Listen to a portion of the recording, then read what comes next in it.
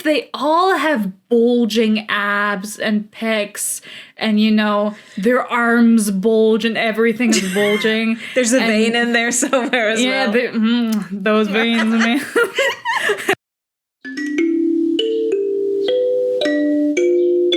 Quack. Welcome to the Little Duck Book Club with duck number 1. Ren and duck number 2. Anna. Welcome to the new year. At least for us. At least for us. I mean, they're not gonna travel back in time and be in the old year to Honestly, listen to I this wish. new episode. We decided to do another non-book discussion video this time. A little bit of complaining, which we love to do, honestly. Who doesn't like a good complaining session? Honestly. It's so important. Yeah. And I don't know if you guys remember, we did already make a pet peeves video a while ago, talking about pet peeves in the book community and from readers towards books. And this time we're tackling the books themselves. This time it's on the pages. We're taking out the axe. We're taking out the lighter and the lighter fluid. We're going to town on those. Except for that one Handmaid's Tale version, which is not burnable.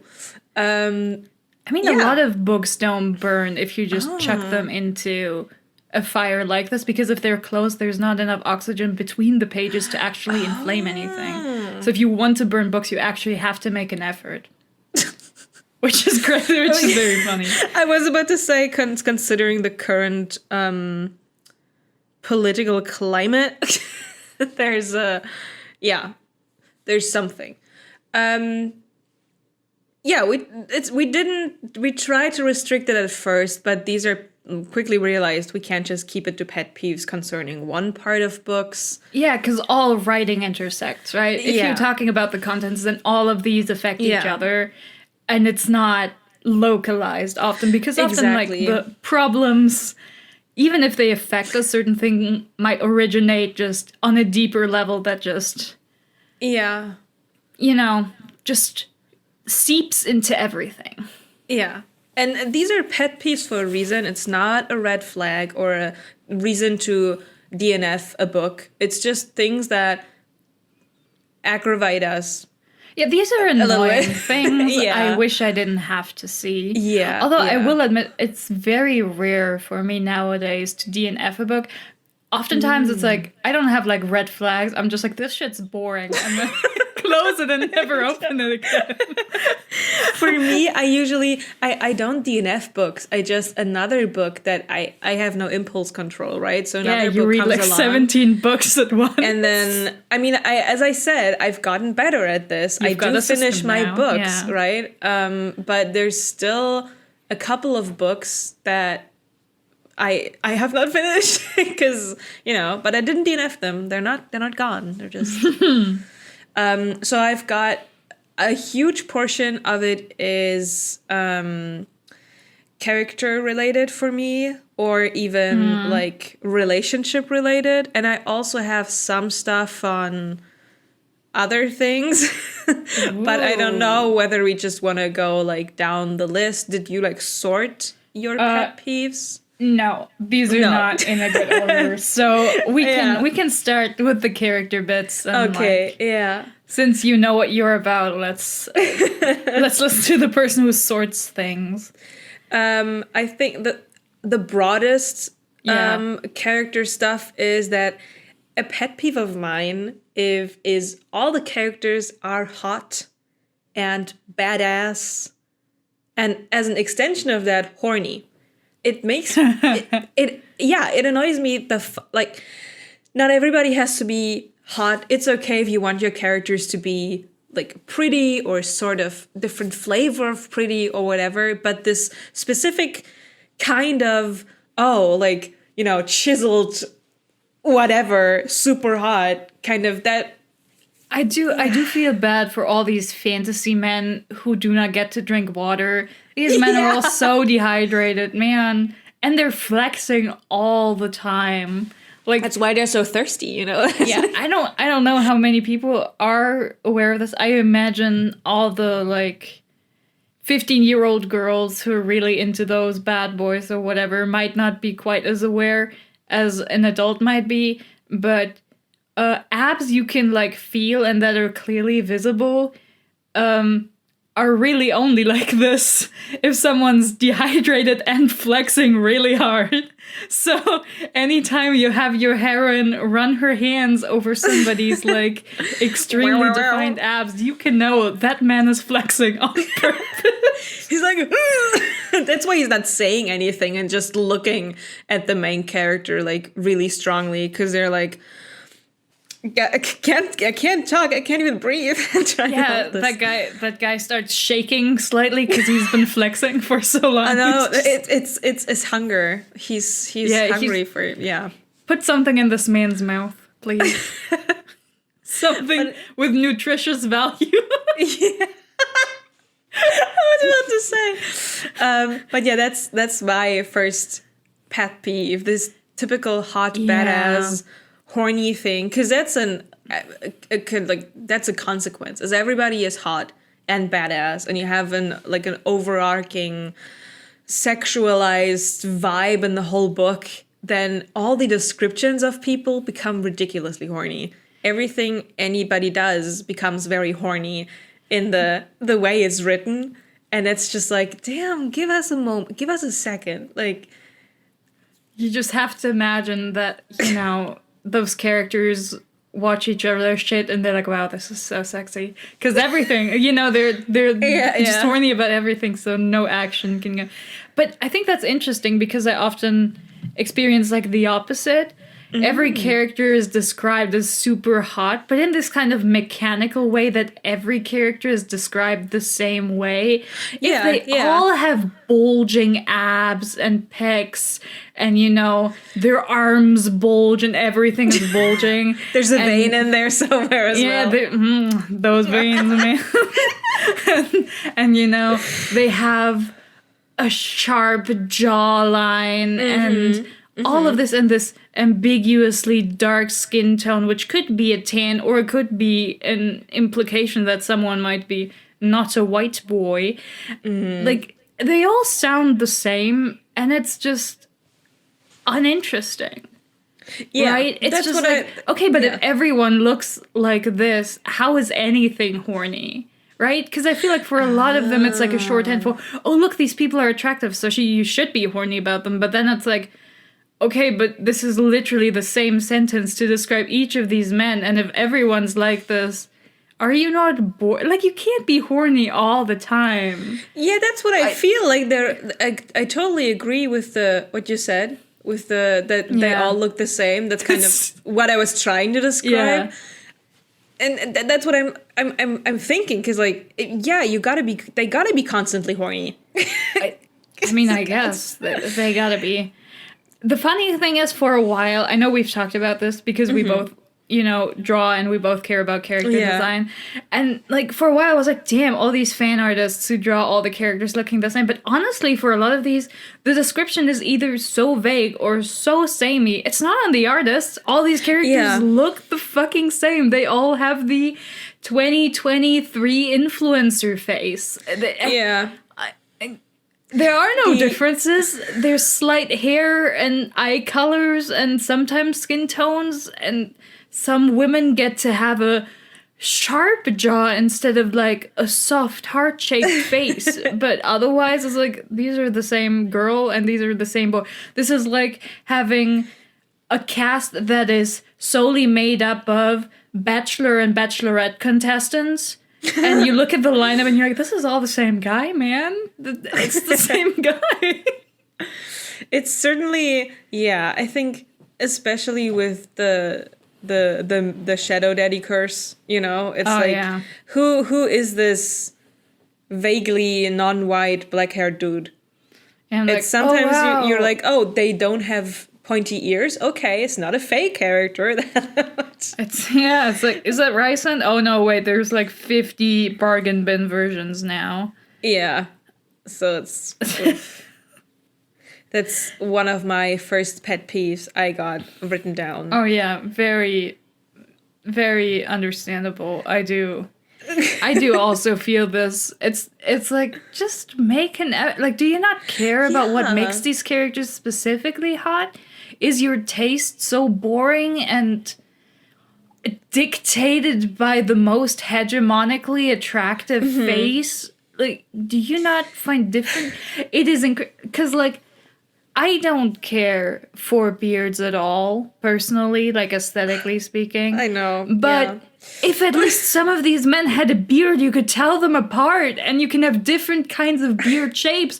But no, they have like a bit of stubble at most, so they all look the same all the time. It's tragic. It's honestly tragic. It's like crazy.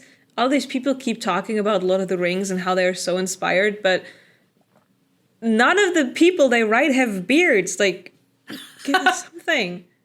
No, but... I mean, to be fair, I think, I'm inspired by Lord of the Rings is like a marketing bit you have to say if you write any kind of fantasy. That's true. Because it's just like, it's gonna go in your comp title, because it has to go, because it's fantasy, and there's like 3 fantasy books you can put there.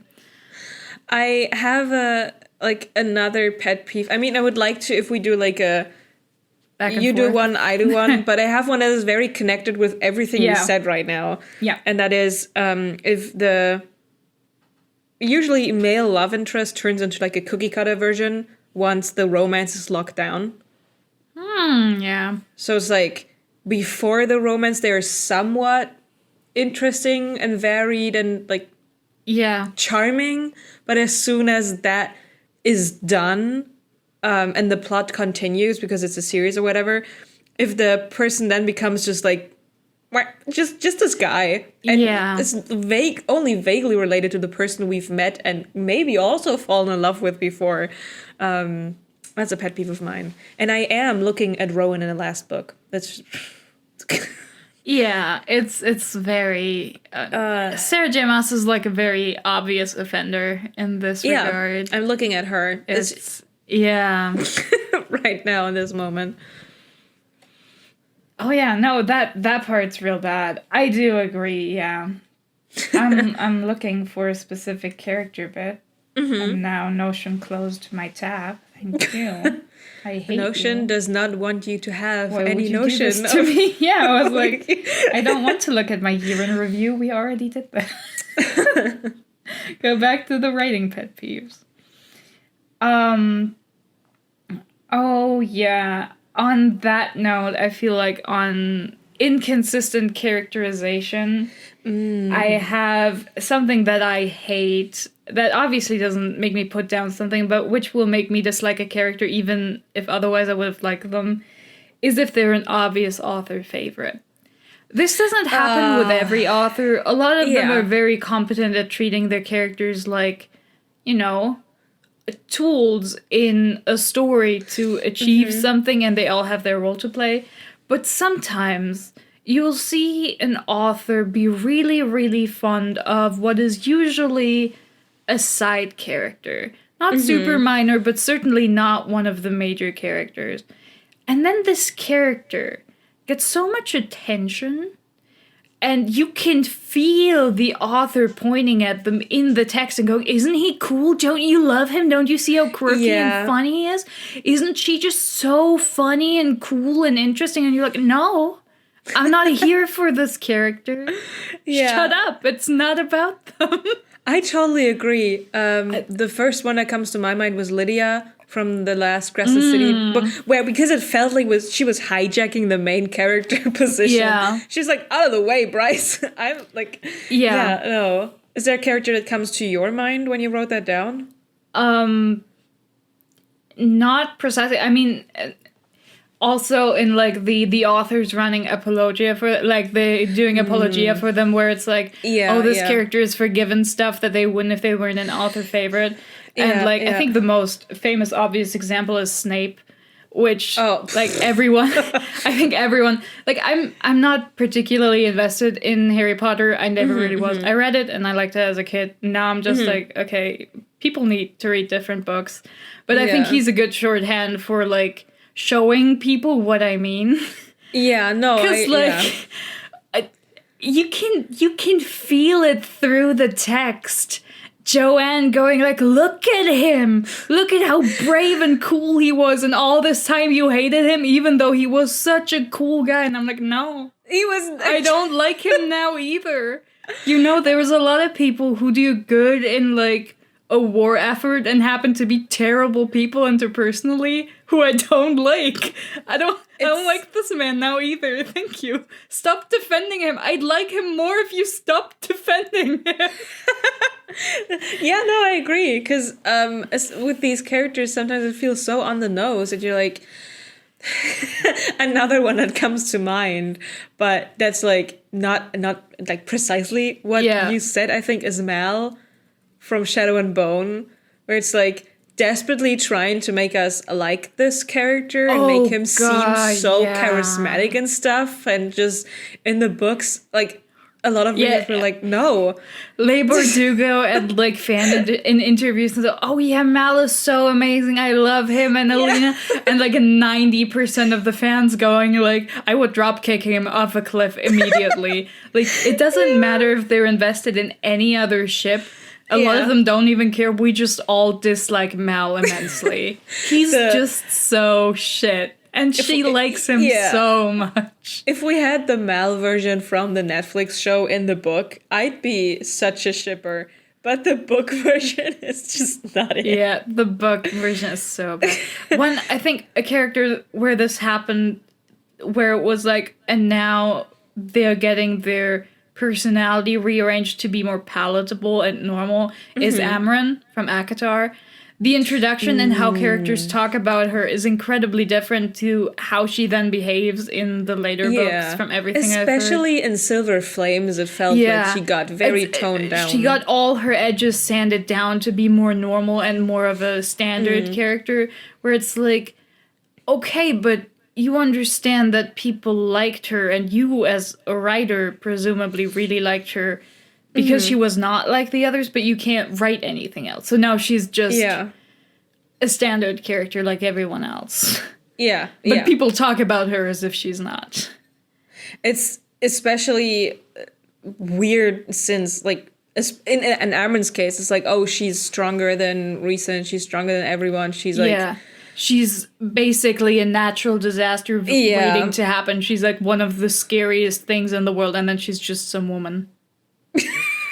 Because everyone has like crazy cool powers in ACOTAR. Yeah, no. It's like, does she do anything that special? No. Yeah, she's just some woman. Like, she's a powerful woman, but like, not that exceptional, actually. That's such an interesting pet peeve, which I can totally agree with, because it also just takes you out. It doesn't just make the story worse. It kind of pulls you out of the story because you've got this very insistent voice over your shoulder. I don't want to be thinking about the author's preference for their characters while I read. Like, I don't care that you wrote this chapter one-handed. I just want to read it. It really is just like, listen, they can be your favorite. Yeah. I also have my favorite characters out of my own. You know, that's normal. But... you know, in the story, they're not that important. Please chill about them. And don't give them so much attention. The story is not about them. Oh my god. I'm like, you're a writer. Either you can just completely rearrange the story to, like, be a story about that favorite character if you notice yourself enjoying that so much, or you can write the next book about that character or something. You know, it's and the thing is, often these, especially when they're side characters, are so interesting because they're quirky and weird in a way that is not really... I mean, you can do it for a main character, but it will be off-putting to general audiences if you did, and if you committed to actually keeping their personality just as strange. They're fun for a bit character, and there can totally be deeper stuff, but if you're marketing to your general audience, they wouldn't fly as a main character. And that's why they're fun for you, because you can do crazy weird shit with them. Yeah. But you can't put them as a main character, so you give us Lady Whitebread and Boy Toast, and let us watch that. Like, you know, Lady White. Yeah. It's not even whole wheat, you know, it's just... No, it's like, you know, it's not even like good toast. It's like from that the sort of American toast that doesn't even have wheat in it. It's just like some sort of paste, which has been turned into a bread. The couple weeks I was there, I was shocked. Like, not that you don't have good bread in the US. That's a lie. That's obvious. There's bread that's very enjoyable and nice. But finding the right aisle for that, it was a confusing endeavor at first. Okay. Want to say something more to that? Or do you want to go to the next one? I mean, my next one is also related to authors' favorites and obvious, like... It's a lot more specific. There is a very specific archetype in fantasy that I can't stand. I'll read a story which has it, but I'm not having a good time whenever the character is on screen. And that is what I call the good boy prince.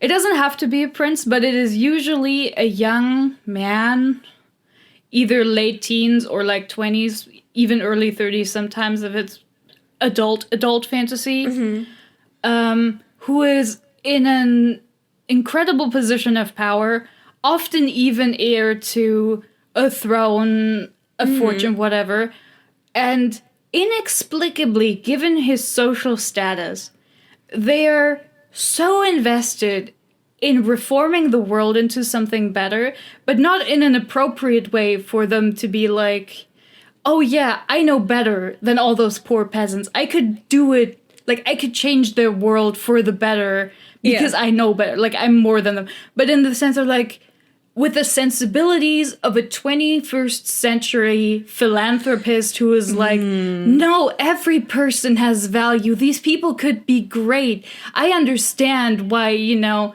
it's bad what my family is doing or whatever. So I will make things better. I'm such a good hero. And it's like, you can't put this fairy tale good boy principle into your adult, not even gritty, just like, reasonably accurate fantasy for what, you know, a feudal society or whatever would be like. This guy would not be out there championing the rights of the oppressed. He'd be like, nah, these dumb bitches don't know what's good for them and I can fix it because I'm better. Like, I hate this guy. These people do not exist. I definitely feel like that could be, like, if it's not just one book, but a series, and you're like, that's where I want the character to end up with at some point, and you start from the more realistic version of what this character would be. And who then has to be like, oh, I was the bad guy still. Oh, okay, I get it now. You know, and then they go through the trenches and the character development. You typically have these people be like this, even though they have had no significant interaction with the people whose life they're trying to better. They shouldn't be in this place, especially if their parents and the rest of their family look down on those people and like think they're worthless or just worth less than them. Yeah. It just doesn't have, like, and it's not just an adult fantasy. The worst offender for this, for me personally, is Brandon Sanderson. People are like, oh, his work is so good. Both books I've read from him have this kind of guy, and I'm like, he clearly doesn't understand how these things work. He's a Mormon. Of course he's like, oh yeah, of course the betters in society also understand what's the, you know, they're like, oh, these guys had divine inspiration, whatever. I don't care what he's thinking. But Dorian from Throne of Glass is the same kind of guy where I'm like, no, he should not be like this. I think especially there's no way he'd be like this. Especially if the character is like, no, I want to, you know, if the parents are not in agreement with what the character thinks, I think the most sense it makes is for these kind of characters to do that shit because they want to disagree with their parents. Because that's a very, like, normal stance to have. And you're not just altruistic. You're doing this because you want to fuck with your elders. And especially it's not even like philanthropists and altruistic people exist. This is not like, and there are people who are born into wealth who like look at the world and are like, this isn't right. Like there were, even in history, you've had enough, people who had a lot of privilege and were like, no, I want to help, especially if for religious reasons you're like, no, actually we should help everyone. But there's a way of looking at the world that just doesn't, it just wouldn't occur to somebody in this position, right? If all your life, like, you're well-learned, you're well-dressed, you've had a good life, of course there is no way these characters shouldn't have this kind of instinctual disgust at the dirt and, like, the roughness and, like, the, you know what I mean? Of, like, people who cannot afford better. They shouldn't look at them and be like, oh, they're just like me. No, you should be like, oh, they're pathetic and I want to help them. They should look at them like, a lost and hurt puppy they find. You want to help it, but you certainly know it's not going to make the right decisions by itself. The last thing you're going to give the puppy is control over when it gets to eat, because it's too dumb to do that. That's the kind of approach I'd expect. But these people have this, like, this character archetype is just, like, so... it pulls you out of the fiction because it's just so wrong for where it is, like, as a character. I'm like, this wouldn't happen. Like, this is not a real guy. Shut up, I hate you. Yeah, because it's also, like... I like a golden boy, girl character. Yeah. I really appreciate that.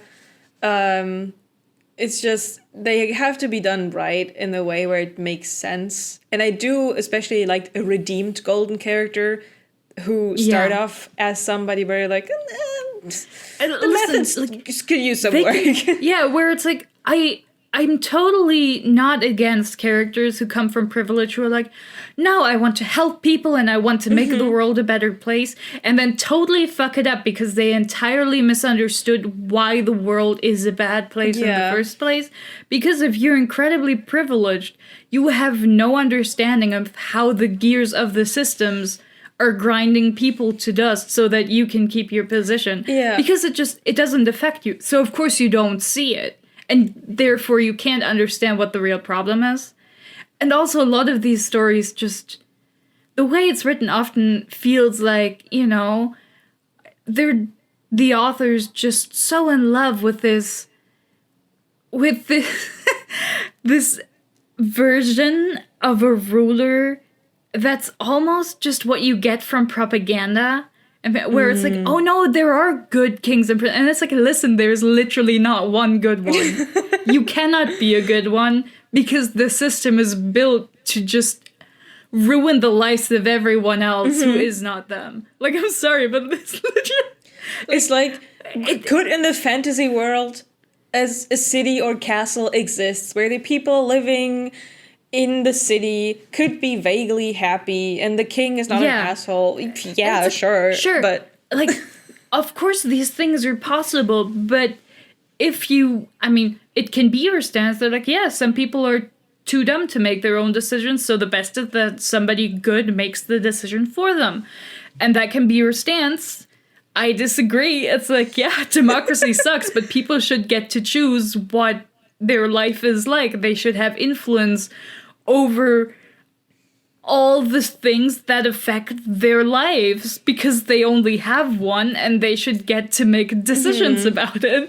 So monarchy will always be bad. And the thing is also like, okay, you have one good one, and then how do you assure the next one's also good?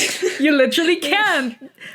Yeah, great. Sometimes the child rearing was not too great. And it's like you can't control for this because it just doesn't work. And the worst is when it happens in fantasy that otherwise tries to be gritty or realistic and tries to, be like, oh, look how it sucks to be poor and look how, how edgy and like realistic this is. And it's like, well, clearly you don't understand what you're talking about. Yeah.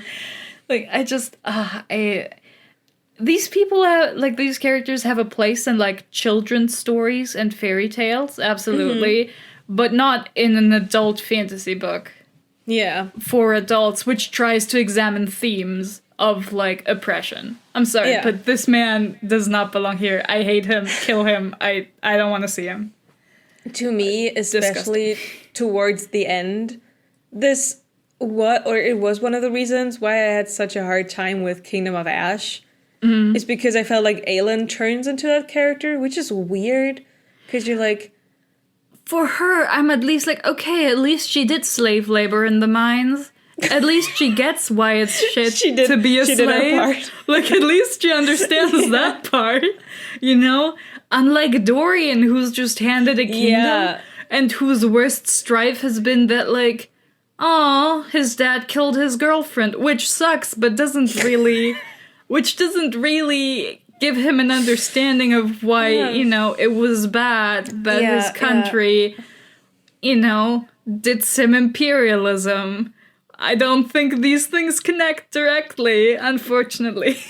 That's why I was like, she's not like that kind of character. Yeah. But towards the end, it felt like, okay, so you're fighting for freedom and all of that, but in the end, you will also be another the problem monarch. there is just like, okay, but I feel like for the kind of life she had, wouldn't her happy ending be more like she gets to live in a nice house where she doesn't have to see people if she doesn't want to, and then she can go clothes shopping and read fun books? I don't think ruling is sweets. fun for her. I don't think her personality works for that, but okay, I mean, this is also the Divine Right of Kings is also on my list, so Damn, you've got very articulate stuff. I mean, but yeah, no, I hate this specific guy anywhere he's in, because these characters also often inevitably have the stink of author favorite all over them, where the author is like getting off on like, oh, look how enlightened and smart he is. Look how he cares for the lower classes, even though he shouldn't have to. And it's like, okay, I hate him more now. Thank you for your input. Yeah. I have something that maybe ties a little bit into that, but also with the favorite character thing, which is that everything that you have bad characters, or not in the sense that they're not well written, but in the sense of that they're doing stuff that you would morally think is bad, and that everything they do is just being explained away or justified for some other reason, because an author can't stay. Like, an author's like, no, I cannot like my own bad, evil character, and it makes me... This is on my list, too. You also have that? Yeah, I was like, apologism for bad behavior for your own characters. I'm just like, you understand that if you want your characters to be interesting, they need to do bad shit. Like, very rarely is it interesting to read about a character who does all the right things. So then telling me that, oh no, they didn't actually fuck up, actually it was the right thing to do, you're like, no, I don't actually believe this. I think you're lying to me. It also makes for such an unsatisfying redemption arc, if that is what the author is going for, because redemption kind of includes the character having to work for that. And if you, redemption the author mostly requires the character to understand what the problem was in the first place, and then do better. Like, if it's just, you know, like, oh no, you know, I really like this character and I want them to be part of the crew now. And it's like, it doesn't work like that. I think a good example for this is Zuko from Avatar. It's like, he comes back to this group and he's like, hey, I can be your fire teacher. He doesn't even know their names, right? The only guy's name he knows is Aang, because he's the Avatar. Yeah. And they're like, fuck, dude, you killed us at like 25 different occasions and 50 more by proxy. You can't just Like, you did some bad stuff, and you gotta work for that. Imagine if it'd been like, oh, yeah, you did bad things, but also... You're hot and nice, so we'll do it. I think what a lot of people also forget about Zuko's redemption arc is that it doesn't start in the 3rd season. Yeah, it starts in the 2nd season, where he has a full mental breakdown and like panic gets attack. sick from how much he realizes that he's been wrong this entire time. The memes, And- like doing a good thing once and getting sick. He's like immediately crashes. It's like and he does this while having somebody who's like telling him that maybe these things were not that great of an idea around him from the beginning. Somebody who's like, hey, you know, there are other options. Yeah, like a voice of reason. Yeah, and that's just also, like, these things take time. And I think a lot of writers who remember Zuko fondly forget that. And I think it's also just, they are too impatient to actually do all the uncomfortable scenes where a lot of characters don't like your other character. They want to get to the fun banter and the fun, you know, bonding scenes where you now have, you know, an asshole with a heart of gold, where it's like, no, you can't skip that because the journey is the the journey is the goal. Yeah, live, You laugh, need love. to watch it happen. Yeah, the legwork is usually not being done. Like, imagine the cruel prince, but the prince ain't cruel, you know? It's like, Carden is just nice from the beginning. Yeah. The worst thing he does is like be low-key mean at some point or whatever, and I was like, okay. That wouldn't make sense. So, apologizing for characters who did wrong and there's no lesson to be learned by the character is just something I don't enjoy. Yeah. You write villains for a reason. Yeah, it's also I have for that point, I've specifically also had it as like for love interests specifically. Cuz like if you want a villain romance or if you want a love interest who is not a good person, or you want a part of a love triangle where one of them is not a good person, you have to let them be a bad person. Yeah. Because the whole appeal is that they're a bad person, that they're kind of a freak who does fucked up shit, and that your main character is into that. The appeal of a bad boy is that he does bad things. And not just that he wears a leather jacket and eyeliner. It's not enough. It's not enough. And he can't be justified either. If you want a love interest who's a villain or just a bad or just like an unkind person generally or whatever, they need to be that. And you can't have them have been right about what they've been doing. That's the whole power fantasy, the whole thing that people want from a villain romance is that he's a bad person, but the power of the pussy is so strong that it makes him better.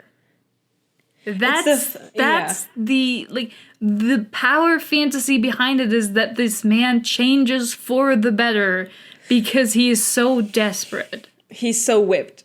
He needs it so bad that he's like, okay, fine, I'll stop with the murder or whatever. He's like, okay, I'll stop stealing candies from babies. Okay, I'll do it, fine. He wants the cookie so badly.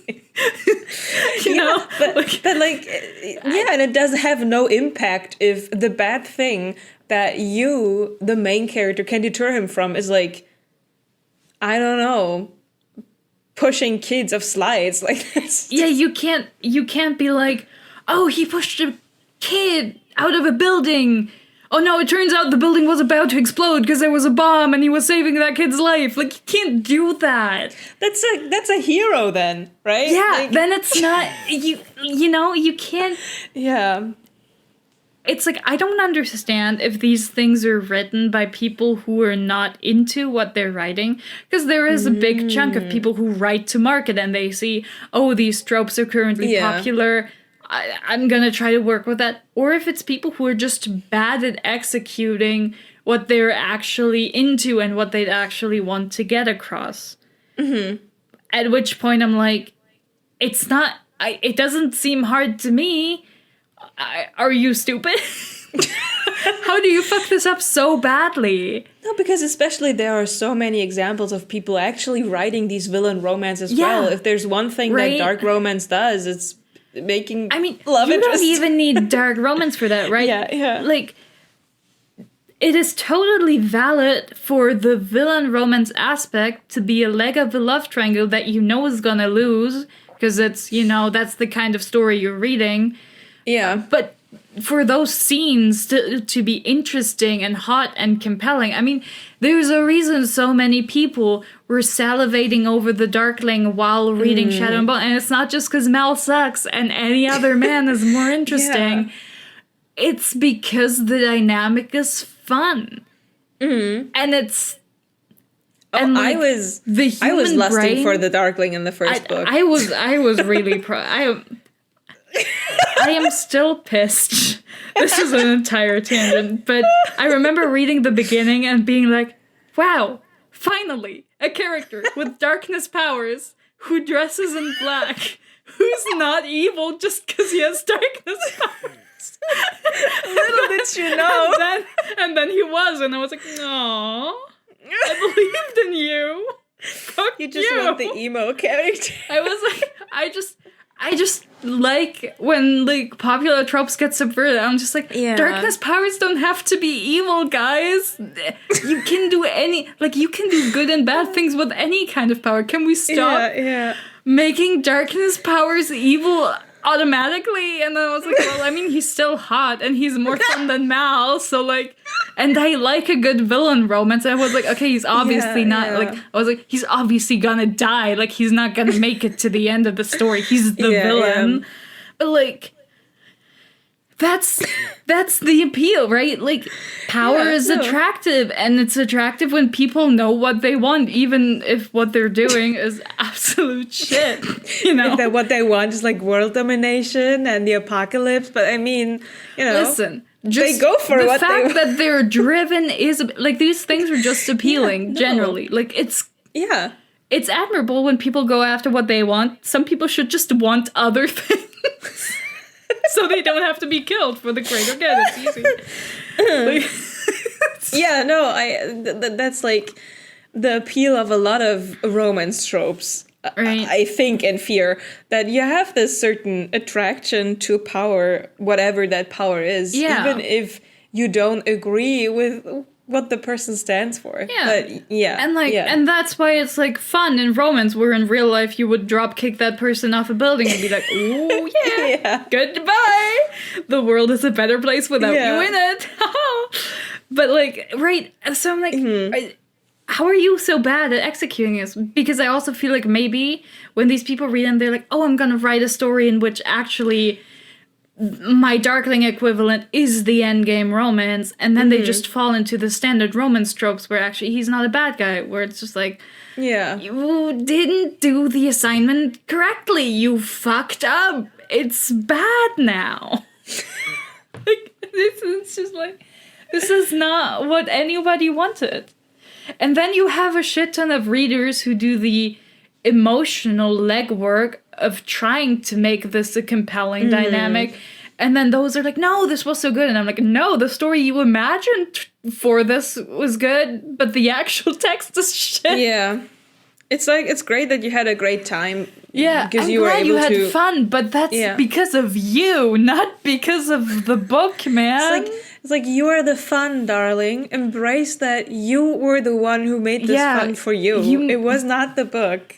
You put a lot of effort into making it fun for you, and I refuse to put in that effort. I bought a book. That book's gonna do the work for me. That's what I'm paying for. I'm not paying... If I just needed a setup for my own fanfic, I could just read the back of the book and be like, okay, I have the setup, now I can do the fun things with it. But if I'm reading the whole thing, I expect the author to do the legwork for me. That's what books are for. Oh man. Since we're in the romance department, I have one. So, okay, I like the miscommunication trope. I hate it in real life. Be clear, be honest. But in books, I like the miscommunication trope. But my biggest pet peeve about the trope is the way it's usually being used, where the miscommunication happens directly in context to the relationship. I like my miscommunication to be like context related. Something else is miscommunicated, and the consequence of that means that the relationship goes a different route than it could actually go. And it's a minor pet peeve. Like, it's not something that I go, oh, this is horrible. But the worse the more direct the miscommunication gets badly, like, towards the relationship itself, the more aggravated I get. It's like, I also think it's a very small thing, but there's absolutely room for miscommunication. I think a lot of people, I think miscommunication as like a hated trope sits somewhere near the love triangle, where a lot of people are like, oh, I hate when this is in books. But then you look at reader ratings of things and you're like, I don't think this is at all represent. I think people like those. I think people just don't like those when they're employed badly. And so they're like, oh, this sounds bad. I don't enjoy that. And I'm like, okay, but do you actually know what you're talking about? Because miscommunication is everywhere. A lot of... Yeah. Quite frankly, I can't imagine a lot of pure romance novels working without it, because on some level, people have to be talking past each other. Now, there is miscommunication employed in such a way where you're like, okay, if you had just let that person finish that sentence, we could have saved 200 pages of plot, at which point you're like, okay, this is the dumbest shit ever. Or it's just like, no, these people have just a fundamentally different understanding of the world, so when they're saying certain things, they mean something entirely different from each other. And that's the juice. That's an interesting character. Like, that is good tension where characters have to figure out what the fuck is even going on. But then it's like, you have to be a good writer to write that, though, and not the stupid kind of miscommunication. It's that's why, because this trope or just like plot device can grow frustrating so fucking quickly, and it usually does the less contextual and more actually talking about a relationship it becomes. That's like one of my biggest pet peeves, because I like reading about it, but if it gets to the point where I'm just banging my head against a wall, no, it's just, there is a level of denseness your main character is allowed to have, over which over a certain threshold, though, it becomes terrible. Like, you can't just it becomes too annoying. Like, it's fine if your character for a while is like oblivious to something, but at some point it's like, okay, they're not that stupid. The fact that this keeps happening is offensive. It means you were not smart enough to make the story continue without this. Which makes it bad. I totally agree. So that's it's not a red flag, it's a pet peeve. It's just not fun. I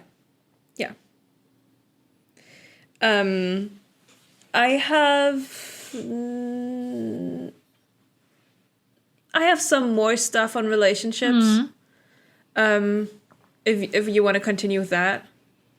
I mean, I don't have anything on relations that immediately ties into what you were talking about.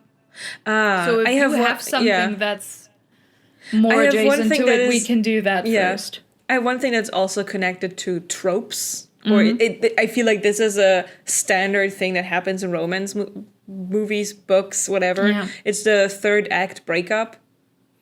And I don't mind a third act conflict. I'm into a third act conflict because that's what's usually like gets it going to make a grand finale or whatever. But especially if the third act breakup feels so forced.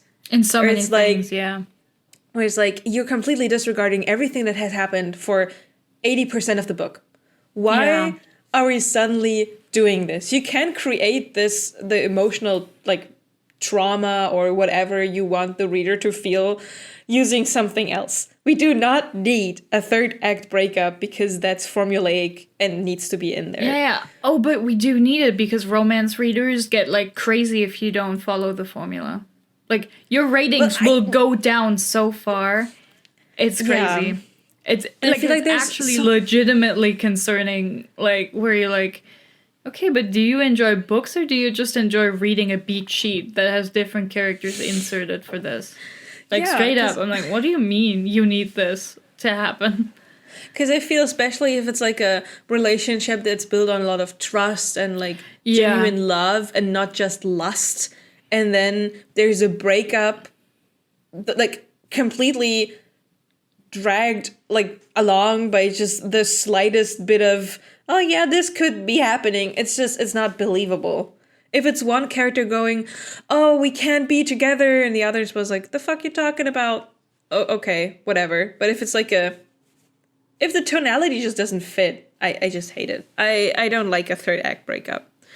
Yeah, no, I think a lot of times it's like, no, this needs to happen for my beat sheet to work out, so we need to do it. And it's like, okay, but realistically, these characters who spent the rest of the book working towards trusting each other and like relying on each other or whatever, will just disregard all of that for cheap drama. Okay, sure, like if it's not something you've been building up for quite a while, and I as the reader have just been like scared waiting for the shoe to drop, then get it out of here. You don't need it. Yeah, it's just another little trope issue I have. Yeah, no, I totally agree. It's not. So what do you got next on your list? Well, one that I didn't even feel the need to comment on further is magical pregnancy or magical fetuses. I hate them. I am pro magical abortion. I don't want this. Who wants this? I have not had a single story where I've seen it where I didn't hate it. The thing is, for me, I was thinking about putting this on this list, but honestly, that is one of the few things by now that would make me put down a book. Really? If the magic pregnancy comes in and it's like, it just feels very not organic, I'm like, nah. Yeah, I mean, I also strongly dislike it, but often it comes in late enough in the story where I'm like, okay, I'll read the rest, but I'm gonna have a bad time about it because I do want to know how it ends. But I'm not having fun, man. I'm not having fun. It's I'm just like, abort that magical fetus book taste. It's not good. I don't like it. I'm not a kid hater, right? It's just the way that the pregnancy is usually being used to mean or imply other certain things about the main character. I get like, ugh. It's also just there are certain assumptions about pregnancy baked into the trope that are just very uncomfortable, or just, I understand for some women pregnancy is like very appealing, or they experienced it as magical and they like it or whatever. But on a whole, it's just not necessary. You know? Like, I understand, like, because often the times I've encountered it, the story could have easily happened without the magic pregnancy. It would have needed some rewriting, but we didn't need this. I think if you're going to include it, it should be a meaningful part of your story. Yeah. Where it's like, no, this is a necessary character, but because a lot of the time it's like, okay, but are we ignoring what pregnancy often does to a body, like, regardless of how magical it is or not? Like, a lot of it feels very pro-birth crowd, where it's just like, oh no, it's always good. And also it often has, like, the magic of the fetus or the pregnancy working long before the fetus is, like, a fetus. It's a bunch of cells, and then they're already like, oh, it's a baby. And it's like, no, this is not a baby. It doesn't have a conscience. No. I mean, I can, as somebody, if I can understand if you want to have a baby, it doesn't matter how many cells it is currently at, like the cell count, whatever. Yeah, no. That for you, it is your child, it is your baby. No, sure. I can totally get with that. But what you said with there needs to be a certain importance about it. If you get a child, right, that should be so important to you. If you got that child of free will and you wanted to have. And I feel like the same gravity needs to apply to the character. It should be important to the character.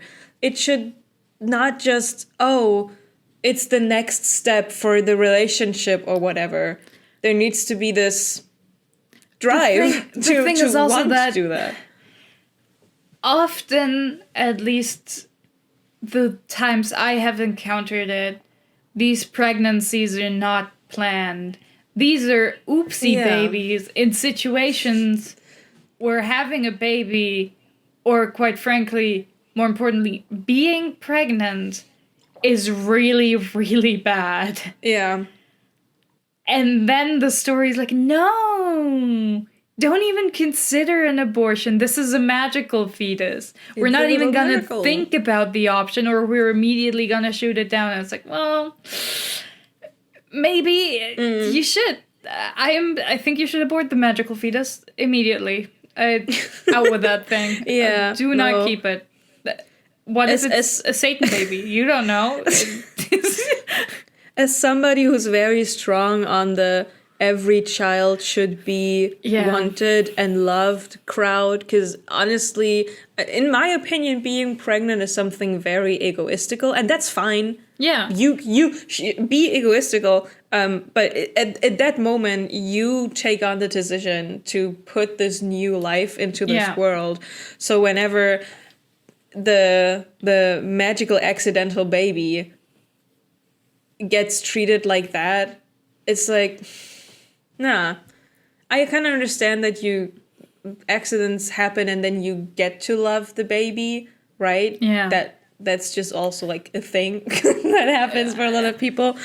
But it's overused in fiction so much, where I'm like, honestly, just give me a character that fucking wants to get pregnant and that's happy to have a child, and that's like, give me a fictional couple that's fucking ready for it and that tries or and wants to be good parents. Give it the gravitas it deserves. Like, at least, I mean, you could say whatever you want, but at least in Twilight, the fact that she's pregnant with a weird magical demon baby is, like, discussed in depth, and they're exploring all the options, and the demon baby is wanted, and that's fine.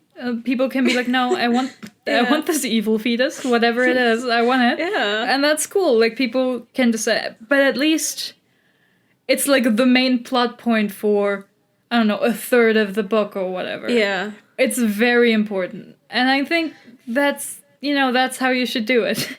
But there was a book with a magical pregnancy where, the main character was in an incredibly stressful situation and, like, fighting for their life in, like, a gladiatorial setting or whatever. And it's just like, I don't think I think maybe that magical baby gets aborted just from the stress. Like, your body is pretty solid on being like, you know what, we can't support extra, like, you know, nutrients and energy going to something else. We are in survival mode. We are not doing a pregnancy right now. It's just like, no, I don't. For me, one of the worst offenders was the Feyre situation in Silver Flames. Because it's not even her book. And the biggest part about the pregnancy is not that it's about Feyre, it's about Rhysand and Nesta hashing out their animosities towards each other. And Feyre's kind of stuck in that conflict. And there's like, you didn't need the pregnancy to have that Rhysand Nesta plot. Yeah. It's not adding anything to the story. Except for the fact that Sarah J. Maas was pregnant and was like, hey. Also, Feyre's like 20, 21, and she just went through like horrific traumatic stuff. Is this really the time for a baby? Really? Knock her up, lock her down. Yeah, it's... So for me, that was my worst offender. Yeah. No, I don't like it. It's bad. My next pet peeve point I have written down is that characters are introduced who are supposed to be best friends, but they're actually horrible, and we don't see the friendship happening at all. I get that it's easy to, like, build certain social constructs in a book by saying, oh, these are friends, or these are siblings, or family, or whatever, neighbors. I love that you're keep telling me. Are they convincing neighbors? I don't know. The neighbor dynamic is not hidden. But if you keep telling me that somebody is best friends, not acquaintances, but not like best friends, but all they're doing toward, like, you're like, why are these people friends? It's set it up right. Say best rivals or something. It's like, you can even describe it as, oh, we've been calling each other best friends since we were 6. But like, right? Like, you don't, like, you can have a character say that and then obviously be like, yeah, okay, I don't know how other best friends behave if this is normal. But and it's like the friendship got lost along the way at some point. Yeah, I think it's also that sometimes authors heavily misjudge what is fun banter anymore. Mm-hmm. At some points, it's like, okay, if this is the kind of friendships you've experienced, I am concerned. Like, there's playful ribbing, and then there is abusive comments all the time that are deeply uncomfortable to you. And I think that's not a friend anymore. I think that's just a person you spend a lot of time with who you don't like and who doesn't like you. I've had this happen in, like, real life, right? Where you look at the group of friends and you're like, are you really friends? Yeah. Like, I'm not convinced. And it's the thing I thought, the characters I thought about when I wrote this down, but it's, in general, it happens in a couple of books I've read. But the main person I was thinking about was Danica and Bryce. Because it's like, it feels like Danica was Bryce's best friend, but Danica had a lot of other things going on. Bryce was not Danica's best friend. Bryce was like place number 4. You know, she had 3 more people she could call up. And it's just, that takes me out, because I am a friend lover. You know, I love my friends. I will romance the hell out of my friends platonically. And then to see, like, this best friends, and they act like the one person you did a group project with in 5th grade. it's not convincing to me. that is not great when it happens.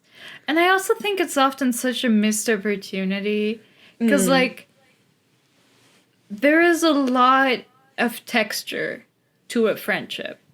Yeah. And a best friendship especially. So it's like, okay, but what is their deal? Because best friends can look incredibly different depending on who is saying it and whatever, right? Like, so it's like, there's so much. It's the same with like familial relationships, which is why it's such a shame when characters are just like orphans with no familial relationships at all in any direction anymore, where it's like, okay, but family has a lot of texture. And historically, a lot of it nothing bad. Against orphans, by the way. Like, a lot of it not great, but it's still like, it's still very formative.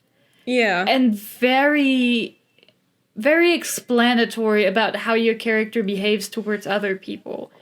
So when people are just like, oh yeah, they're sisters and also best friends, and then you don't see any of this, you're like, okay, but are you just saying that? Like, is this a lie your character tells themselves? Because they're like, well, this is all I have. Like, if this isn't what I pretend it is, then I'm all alone, and it's much worse. Like, that's interesting. I wrote that down as like a sub point. Same with siblings. Yeah. Like, make me care about sibling relationships. Because as you said, texture is a very good word for this. You know, there's more to grab, to grope. There's a lot there, and it's totally fine to be like, actually, like, I don't have a lot to do with my siblings. Like, yeah, we grew up together, but actually we have barely any interests together, and my family wasn't very close-knit. And they're there, but like, they don't mean a lot. Like, they're my sibling, but also, like, they mean so much less to me than the people I'm ride or die for. Or I just don't think about them a lot, or whatever. And that's, you know, I feel like that's fine. Like, you don't have to have them be ride or die. Most siblings are not that, in fact, especially when they're not living together anymore since they're adults. But, you know, there is something there.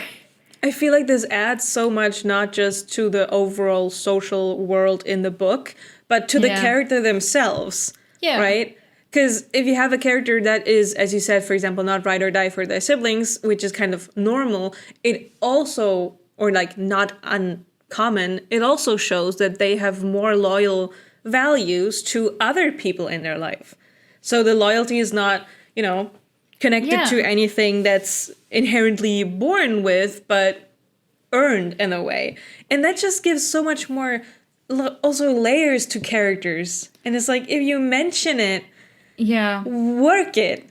It's that's also like a big thing, which I guess did put under an umbrella term, but especially here, it's like when characters feel like they have sprung from the ether, where it's like, you tell me they have relationships, but they don't actually have a past with these people, right? Like, I don't see my brother very often. He doesn't, like, we live in different cities. It's fine.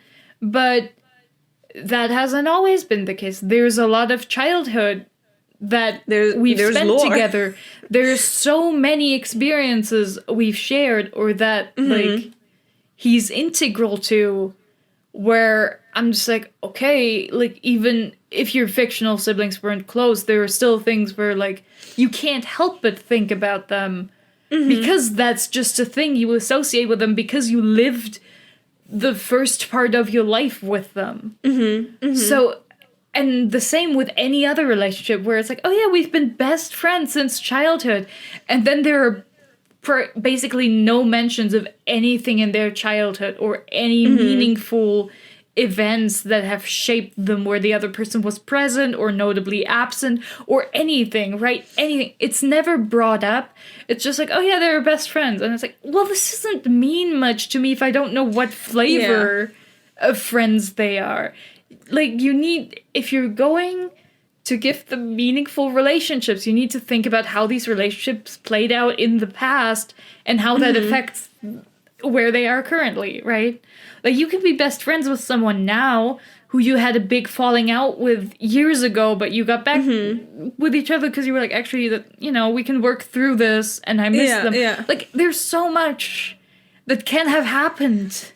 especially when you're talking about even teenagers, but especially adult characters who've lived a life up till then. You need, like, you can't, and you don't have to mention all of this lore. God forbid, do not do that.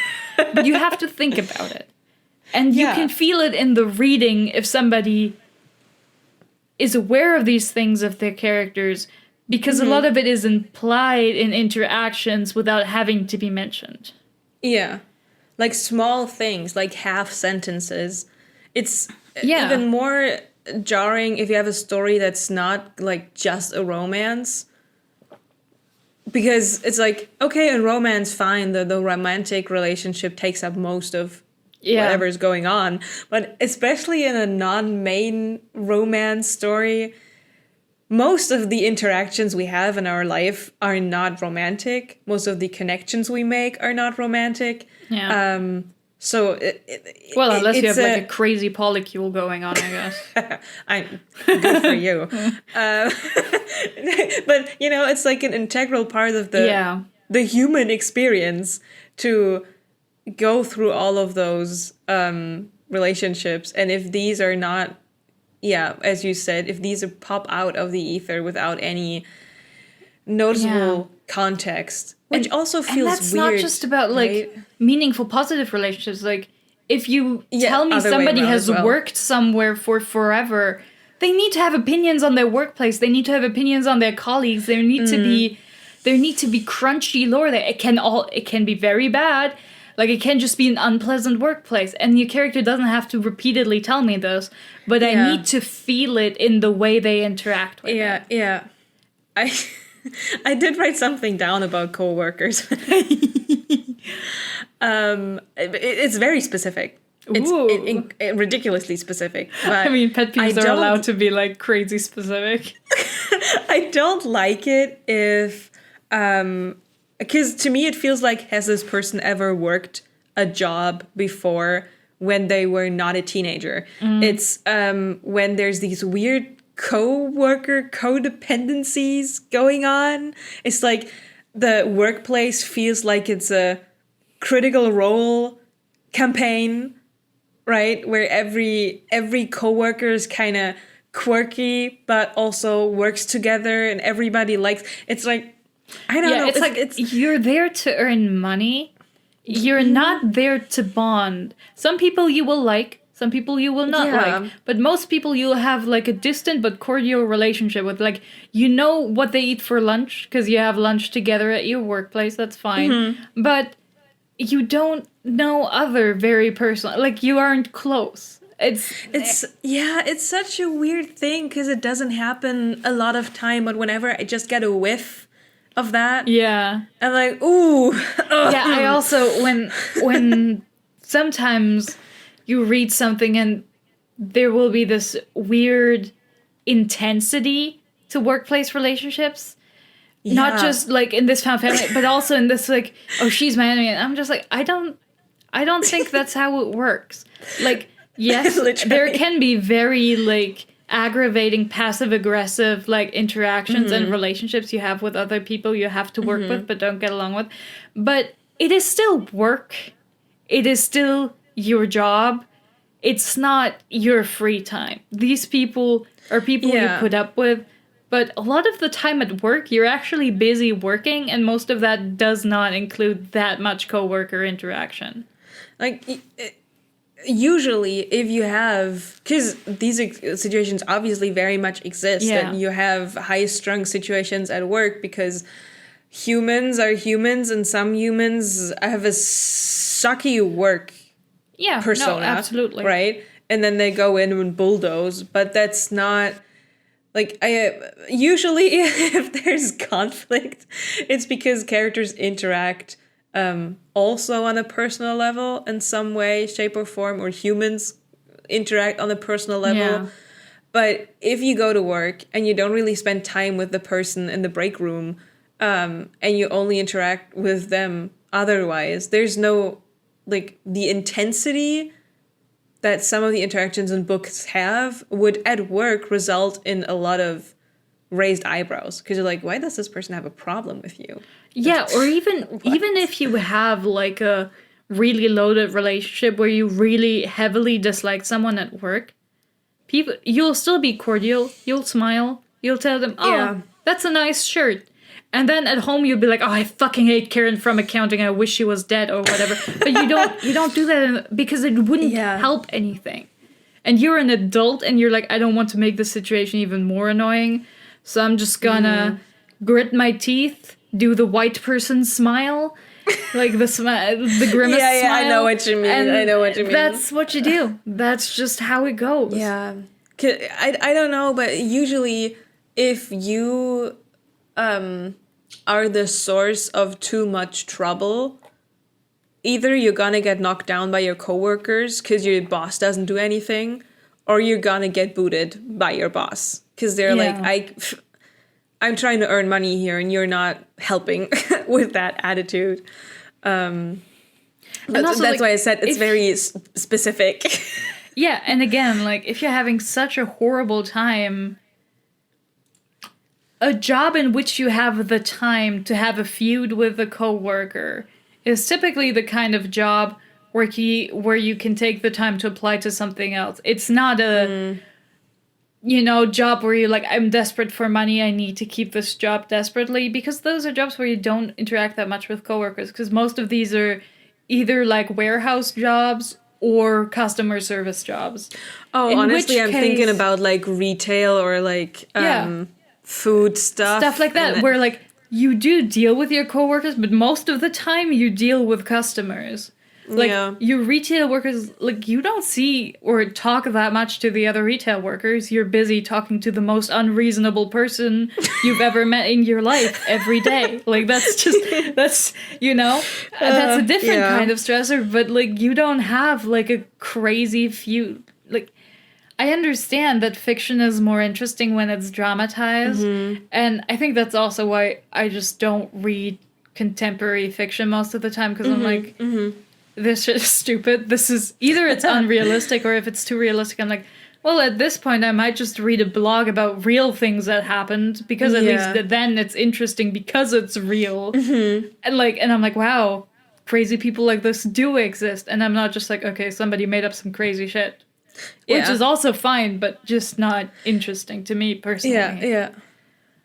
But that's I was thinking about stuff that gives me the ick. Yeah. And that came up. It actually came up when I was reading through some discussions on different Dragon Age games and their squads and how everything worked out. And then one person was like, Dragon Age 2, everybody was friends with Hawk, but they weren't friends with each other. And I was like, that's a realistic workplace situation. Yeah. I think about it. It's like, you're the protagonist. You have meaningful relationships with these people. But some of these people hate each other because they just disagree fundamentally. And that's fine. Yeah.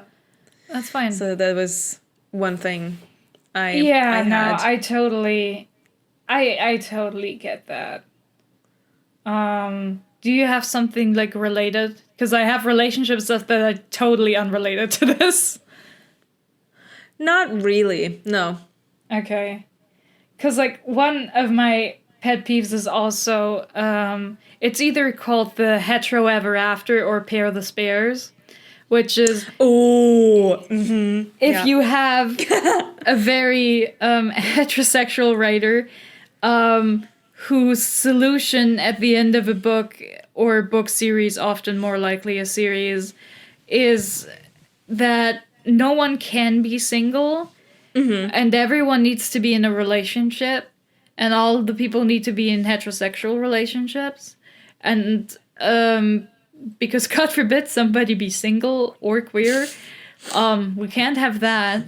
So you have people shoved together where you're like, these characters, I can imagine them hooking up after being drunk and being like, haha, well, whatever, let's have sex. What if? But I cannot imagine them being in a relationship for more than like a week.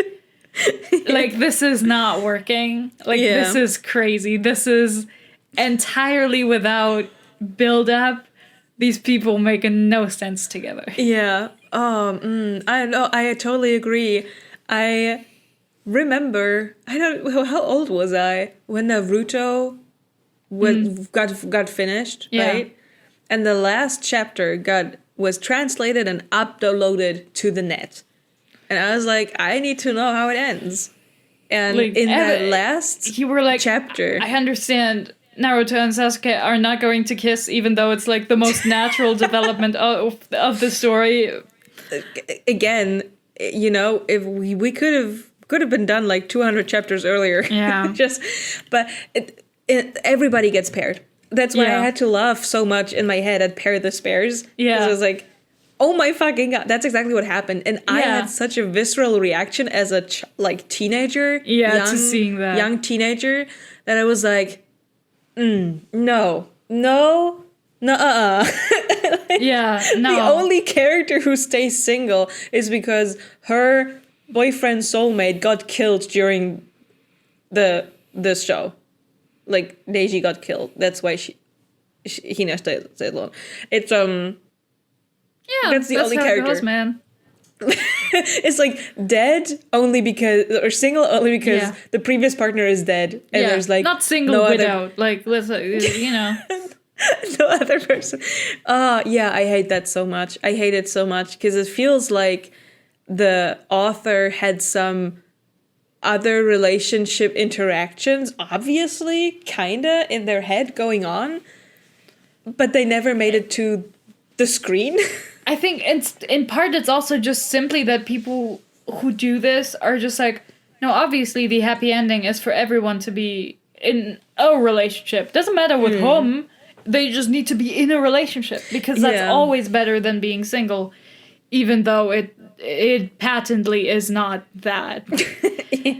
Anyone should take being single over being in a relationship with someone they do not get along with. It's But yeah, and adjacent to that, I also have people marrying their first big love, their first relationship lasting their entire life. It's such a trope where I'm just like, this happens in real life, sure, sometimes, but let's be very real. Most people who get married to their first serious partner are people who live in very conservative places who tell you that you cannot have sex without marriage. And most of these marriages are deeply unhappy and would get a divorce if that same culture would not also tell them that getting a divorce is really, really bad and makes you a failure of a person. Yeah. As someone who, thankfully, I would say, has quite a lot of examples in their real life of people loving and staying for several, or at least one decade so far, with their first life or love partner, I'm a bit biased. I love the idea of that. But I do agree that, especially in a lot of book relationships, the way that they are portrayed, it does not sound like a good idea to stay with that person this, like, indefinitely. Yeah, and also just fundamentally, many people change significantly from when they are in their late teens to even their mid-20s. I think that would be the most change. Yeah, actually. Getting out of school and doing other things and being in a different is such a change and gives people so much opportunity to explore who they want to be as a person that it is crazy to me to insist, especially because, again, this often coincides with the hetero ever after and the pair the spares. Often if you have a series and you have like a time jump or you have a continuation sequel about children or whatever, and you find out all these people married whoever they were with together at the end of the other book where everyone was a teenager, and you're just like, that just doesn't... Oh, these people need to get divorced ASAP. I do not imagine them being happy. And it's also just like, you know, statistically speaking, you're probably gonna be happier in a later relationship just because in your first relationship you have no idea what you're doing or what you're looking for. Yeah. And it's just, it's so silly to me. Like, every time this happens, I'm just like, okay, but like, would these people actually get married and have kids? Are you crazy? I do not believe it. Like, I'm very happy for people who get to spend as much time as physically possible with the love of their life, because that's just a natural consequence. The later you meet that person, the less years you have if you end up staying together, right? But what makes that kind of situation or trope or relationship in a book or media less believable is if there's no work to be done on that relationship, in terms of, because people who have been together with their first partner also had to do the work to figure out that that is the partner for them, right? Yeah. So it's not like these relationships are without conflict or without, you know, some slight switching of situations.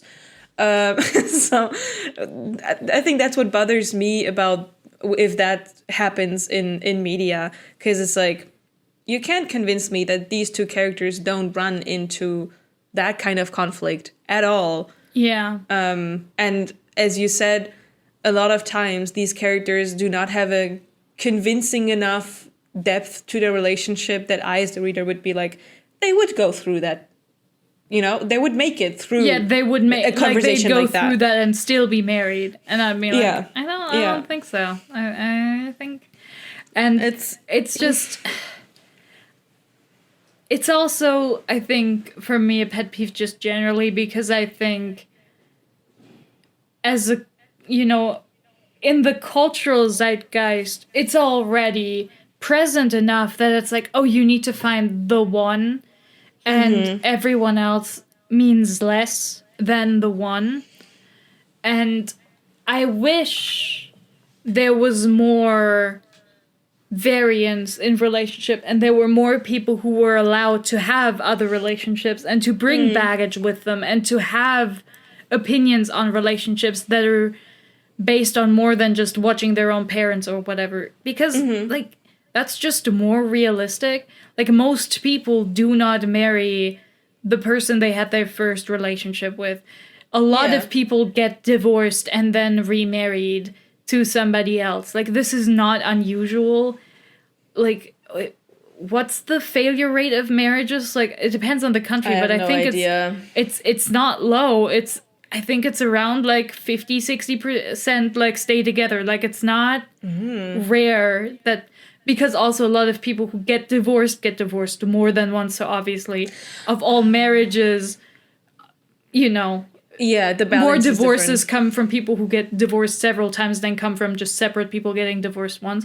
But just, I think it bothers me because it also feels like this, oh yeah, if you're in a relationship with somebody when you're young, it's inescapable and you have to stay forever. And it's just like, that's not romantic to me at all. I don't. Yeah, no, that's not a romantic also, it's notion. like, if these people don't know what they're getting into, how would they succeed? Like, I'm sorry, but like, they're way more likely to fail, and it's good. Like, having a failed relationship under your belt teaches you way more than being like, oh yeah, I've been happy all my life. You know, it's. I agree. I don't break up with a loving partner just because. No, but it's also like, no happy marriage has ever ended in divorce. Don't break up for the hell of it. But it's also like, you can literally always break up. Like, if you live in a place where you can get divorced, you have the choice to leave. You are free to leave, and you should leave if you're not happy. It's fine. Like, it's always an option. Do it. Like, it's good. I appreciate working on things. Oh, yeah, for sure. As much as somebody hates to say it, like, it takes two to tango a lot of times. Yeah. But if you notice that you're just miserable, yeah, sure. Leave. Yeah, no. Sometimes it's just better to go. Do you have more relationship stuff on yours? Because I realize that I'm done with my relationship pet peeves. I'm looking. But yeah, no, I think I'm also done with my relationship stuff. Yeah. I have one that's, I wouldn't say it's a relationship in terms of what we've been talking about. Yeah. It's more like a quirky add-on. I hate, or it's a pet peeve of mine if there's like a pandering animal companion. Like, listen. Oh, God, yes. I love creatures as much as the next person, right? Do I think the little chameleon from Rapunzel from Disney is cute? Of course. But it has come to a point in a lot of books where these animal companions are just getting out of hand. No, why? We don't need them. I'm sorry. It's like, listen, Disney princesses have a cute animal companion so that they can vocalize their thoughts to an audience of children who cannot infer them. In have a someone book, to talk to. You already have an internal monologue for characters. You don't need a fucking companion to externalize them because we can already see them. Quirky animal...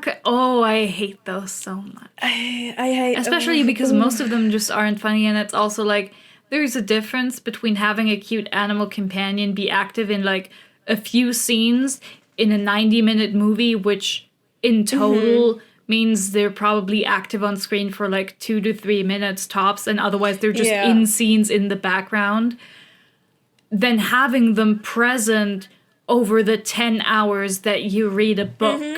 It's very different.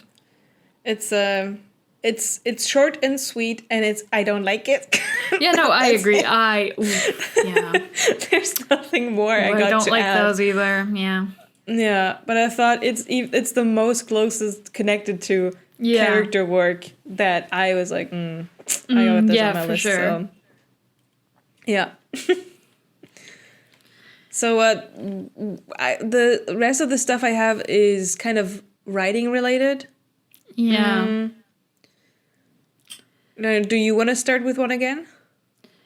I mean, I have a number of things I think that can just be be put under the umbrella of misogyny. Which sure. Let's go. Sure. Let's go. There is this happens a little less in books, but it's still very present. It happens much more obviously in like visual media, but you get evil women in 2 flavors. You get the hot one and you get the evil crone. And that's the 2 kinds you get. And I just I don't like it. You don't have to make your evil woman like a femme fatale.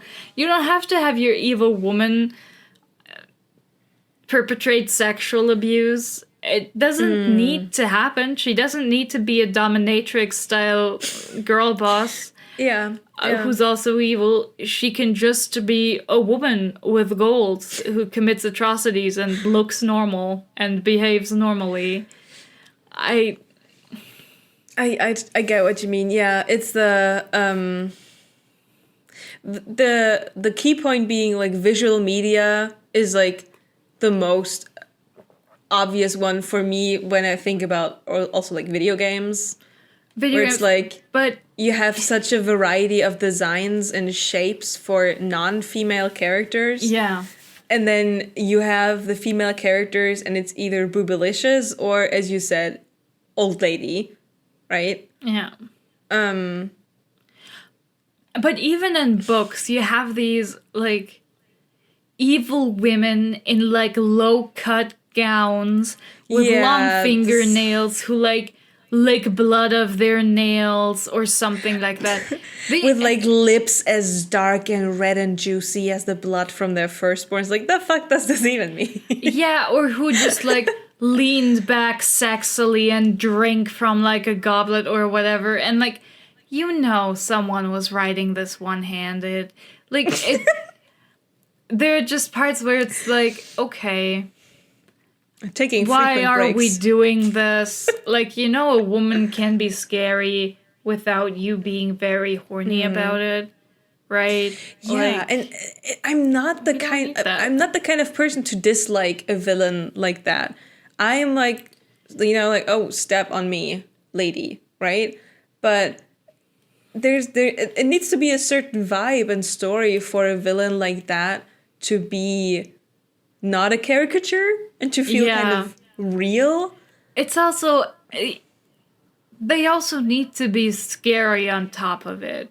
Which Yeah. a lot of people don't manage because they're too busy describing how she is wearing sexy clothes while your demure main character girl is dressed much more demurely. And Which ties back to the first thing I said, which everybody is fucking horny all the time. yeah, It's if the female character, if the villain is not in a position to be horny about, because you know you can't be horny about her, then the only other option is for her to be old and disgusting and nasty. yeah, the thing is also that just like, it's not even just the outfit or whatever, it's also the behavior. Where I'm just like, Yeah. okay, she can be a hot woman in a low-cut top or whatever and have her tits almost out, but be fucking terrifying and deeply unsexy while she's doing something evil. Like, right?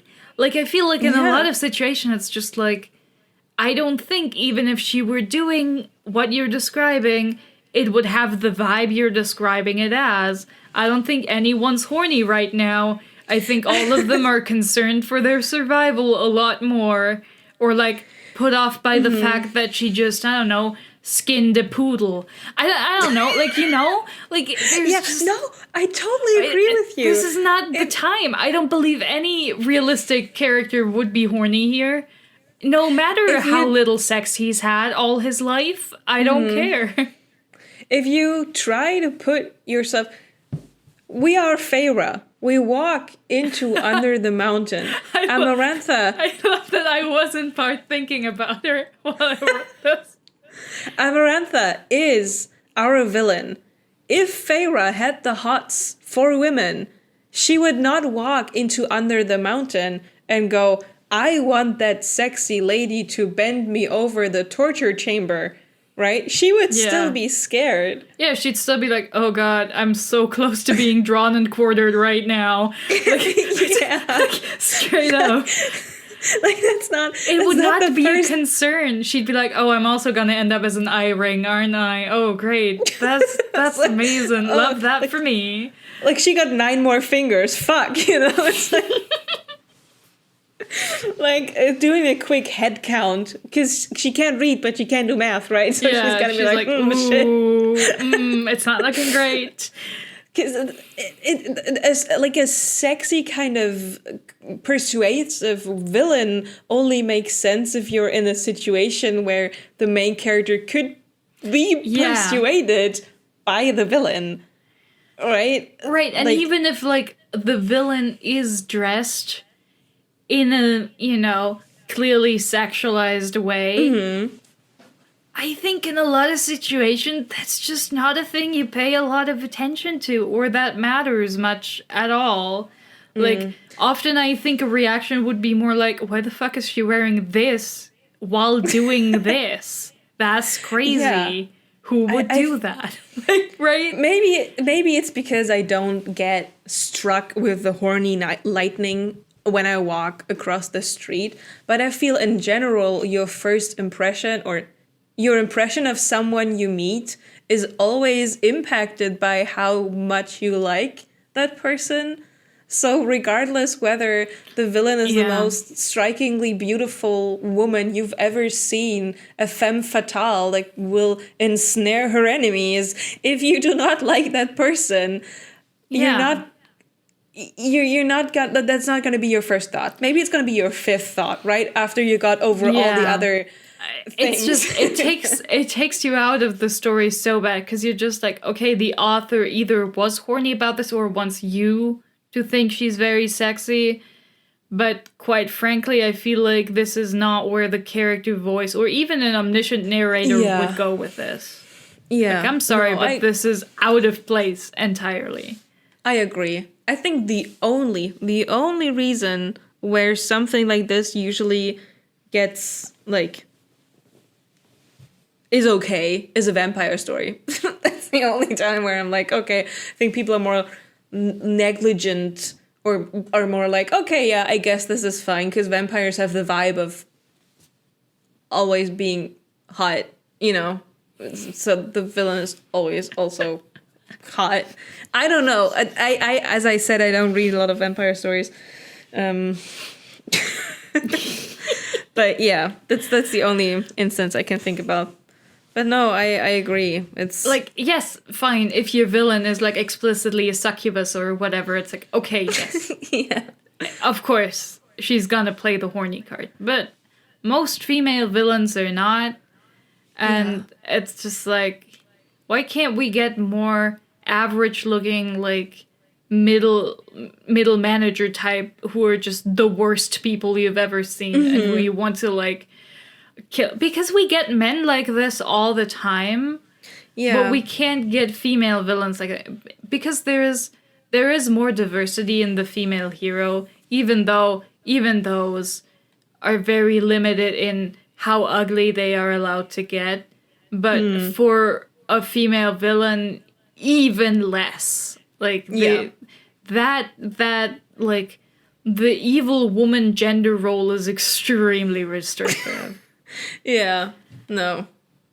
I think Amarantha is a good example for that. Yeah, but, like, it's the same with Meave. Meave is the same character. They're the same from, like, Throne of Glass. These two women are the same, including all the sexual abuse. Like, they're the same person. They're just both like this. Yeah. Sergio Moss says, what could evil women be like? Oh, yeah, I get it. A whore. Like, it's... Okay. Thanks, Sarah. Cool. Yeah. Let's workshop this idea a little. Yeah. It's just like, what is this, man? It's not, no. It's like, oh yeah, the male villains, oh yeah, they just want to, I don't know, turn the earth to dust and rule over, you know, the bones that are left over. The women, oh well, they're breasting boobily down the stairs and they want to fuck your male hero right now. Like, come on. Yeah. Do we need to do that? Which also makes me angry, because it's like, ties in with the misogynistic theme that the biggest, worst thing a woman can do is ensnare your man. It's of all the things this villain could do or has done, the one that you, the reader, are supposed to be the most fucked up about. Yes, that she's taken your man. I'm like, well, if my man is available to be taken, I don't know if that's like... Was he even mine? It's like, okay, if you're implying that she's, like, seducing him, I'm like, okay, that's on him. Like, I'm sorry, but that's on him. But if you're implying that she's a rapist, I'm like, well, that is bad. But she's also torturing people. So I feel like being forced to have sex with someone, depending on what that sex is like, might not be quite as bad as being, like, skinned alive. You know what I mean? I feel like there are different things to be mad about for this. Yeah, I think it again, it's always dependable on the degree of... of both. But, yeah, it's like... It makes me uncomfortable, or not uncomfortable, but it makes me like it's a missed chance if the worst thing another woman can be to a female main character is competition. Oh, for sure. For that, I'm just like, okay, if the worst is that she could seduce your man, I'm like, well, if he's available to be seduced, he wasn't really your man. Like, I'm sorry, but like, it's people are allowed to be attracted to other women. That's not bad, actually. Yeah, no, but, it's yeah. I have 3 more points. I don't have that many more. One of them that maybe ties in together with we talk about misogyny as like a social thing is I don't like, or we talked about this briefly, I think, at some point already. I think even in the Sarah J. Maas world building video, I don't remember, is if you have like characters that have extremely modern values of democracy and equality and diversity, but for plot reasons, you still have social structures and world building that hinges on discrimination that would not make sense considering the amount of people in your story that have these modern values. It's extremely easy to find something between a group of people that they discriminate against. You don't even need different skin tones or ethnicities. Humans love in-group, out-group distinctions. Right? But it's such a pet peeve to me if I'm to believe that we're like surrounded by all of these people with these values, and then you still have a weird social structure going on in your book, especially if they kind of contradict themselves. Yeah. Like that's one thing that I also have that, like, just the pop feminism in fantasy. I'm just like, okay, this makes no sense for the world building. Why are we doing this?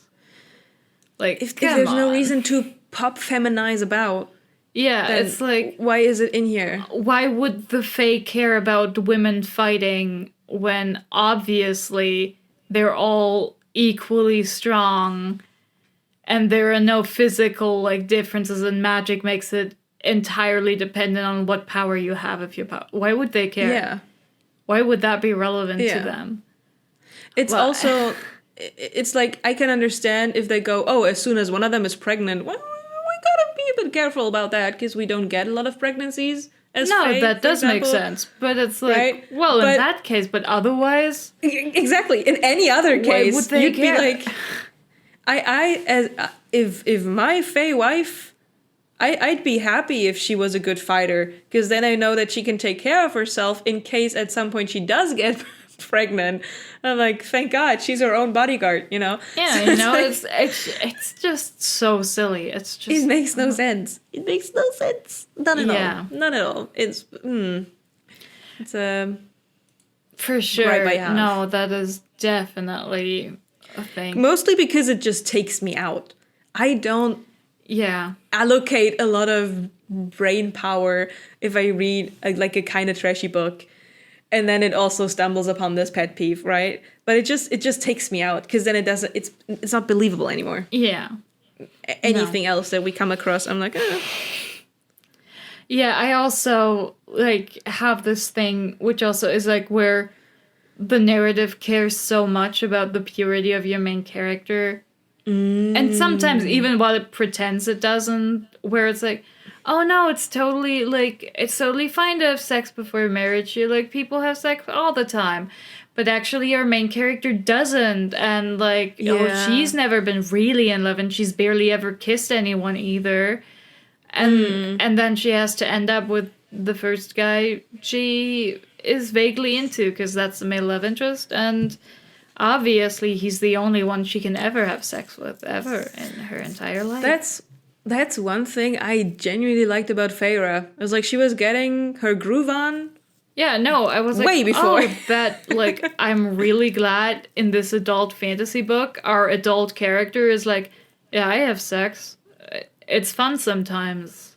Yeah. And I make sure I don't get pregnant, because the last thing I want to be is pregnant. It's pregnant. It's like,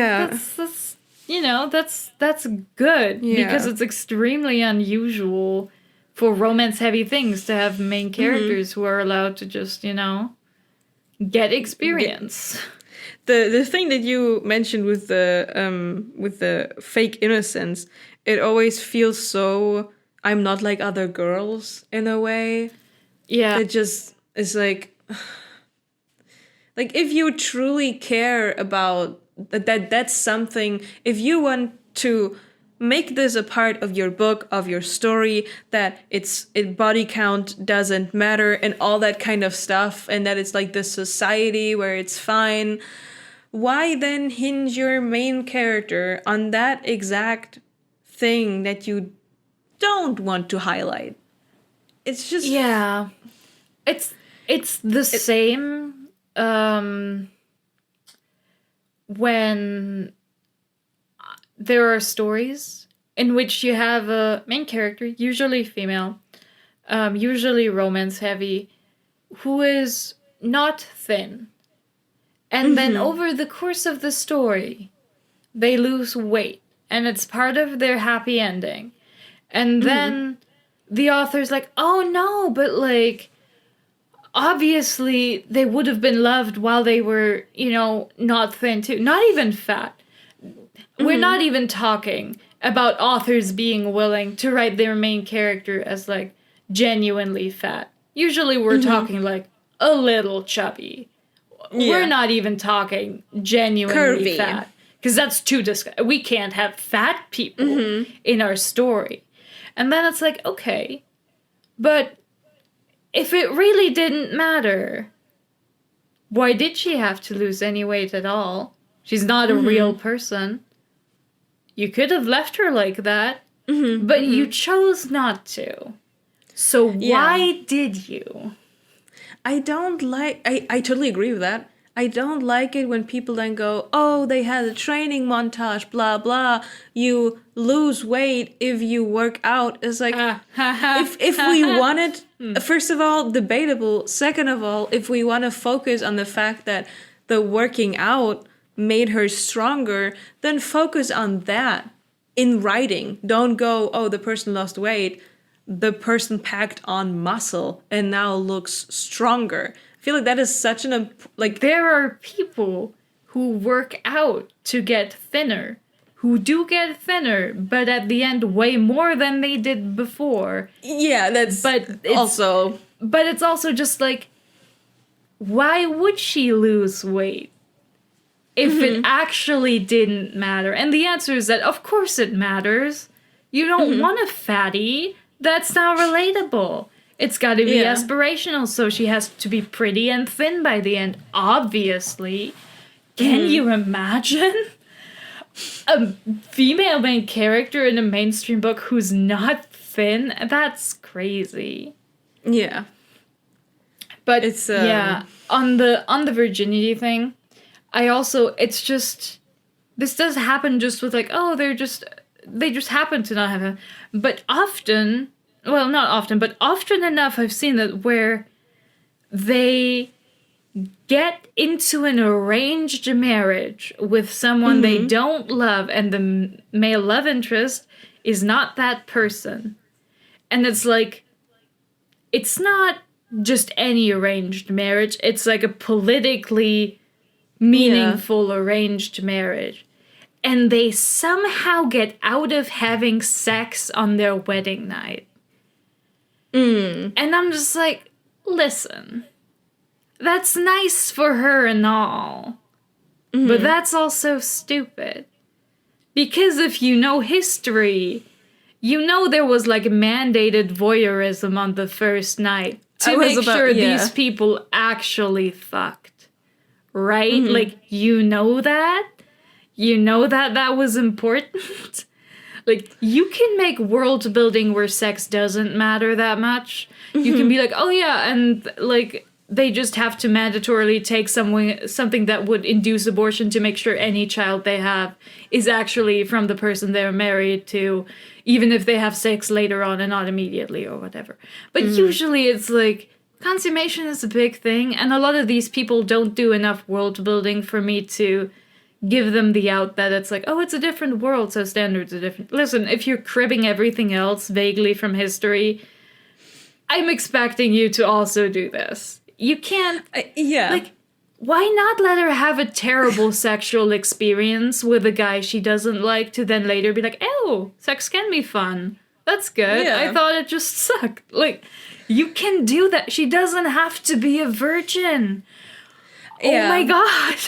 I was about to say, if this is not the story you want to write that includes sexual abuse like this, that's absolutely fine. But as you said, the world building is in your hands. You can do whatever you want. if this is a world in which like a consummation is expected, aka you write that the character is nervous on their first night because they know that it's expected, and this is not the person or the male love interest we're supposed to be sympathizing with, but who's the asshole, who's the villain, kind of. Then it makes sense for that person to not be kind enough to take that no for an answer.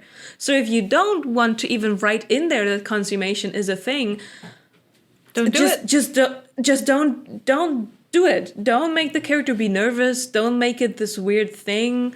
Don't make the attendants and the service staff wait and look and check the sheets. Because that happens a lot of times in side sentences. But if if you don't want to write that kind of story, that's completely fine. Like, I totally understand. Yeah, especially the checking the sheets only, like, really matters in worlds where virginity is also considered precious. But, like, checking the sheets doesn't tell you much if those people, you know, don't have really, really bad sex. The only thing you can check by checking the sheets and like the laundry is trying to figure out whether if this is like a normal biological world, to check if the female part is getting their period or not.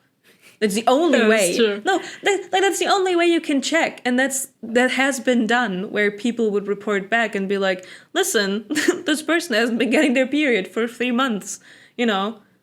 Maybe we can expect something. Maybe we should check on that, yeah. Yeah, maybe we should violate this person and get a doctor and check and see whether they could be pregnant, right?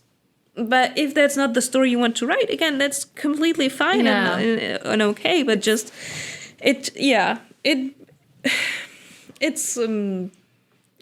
just, again, takes one out of the story itself. It reminds me of something I forgot to write down, but which is just really annoying to me. It's when there's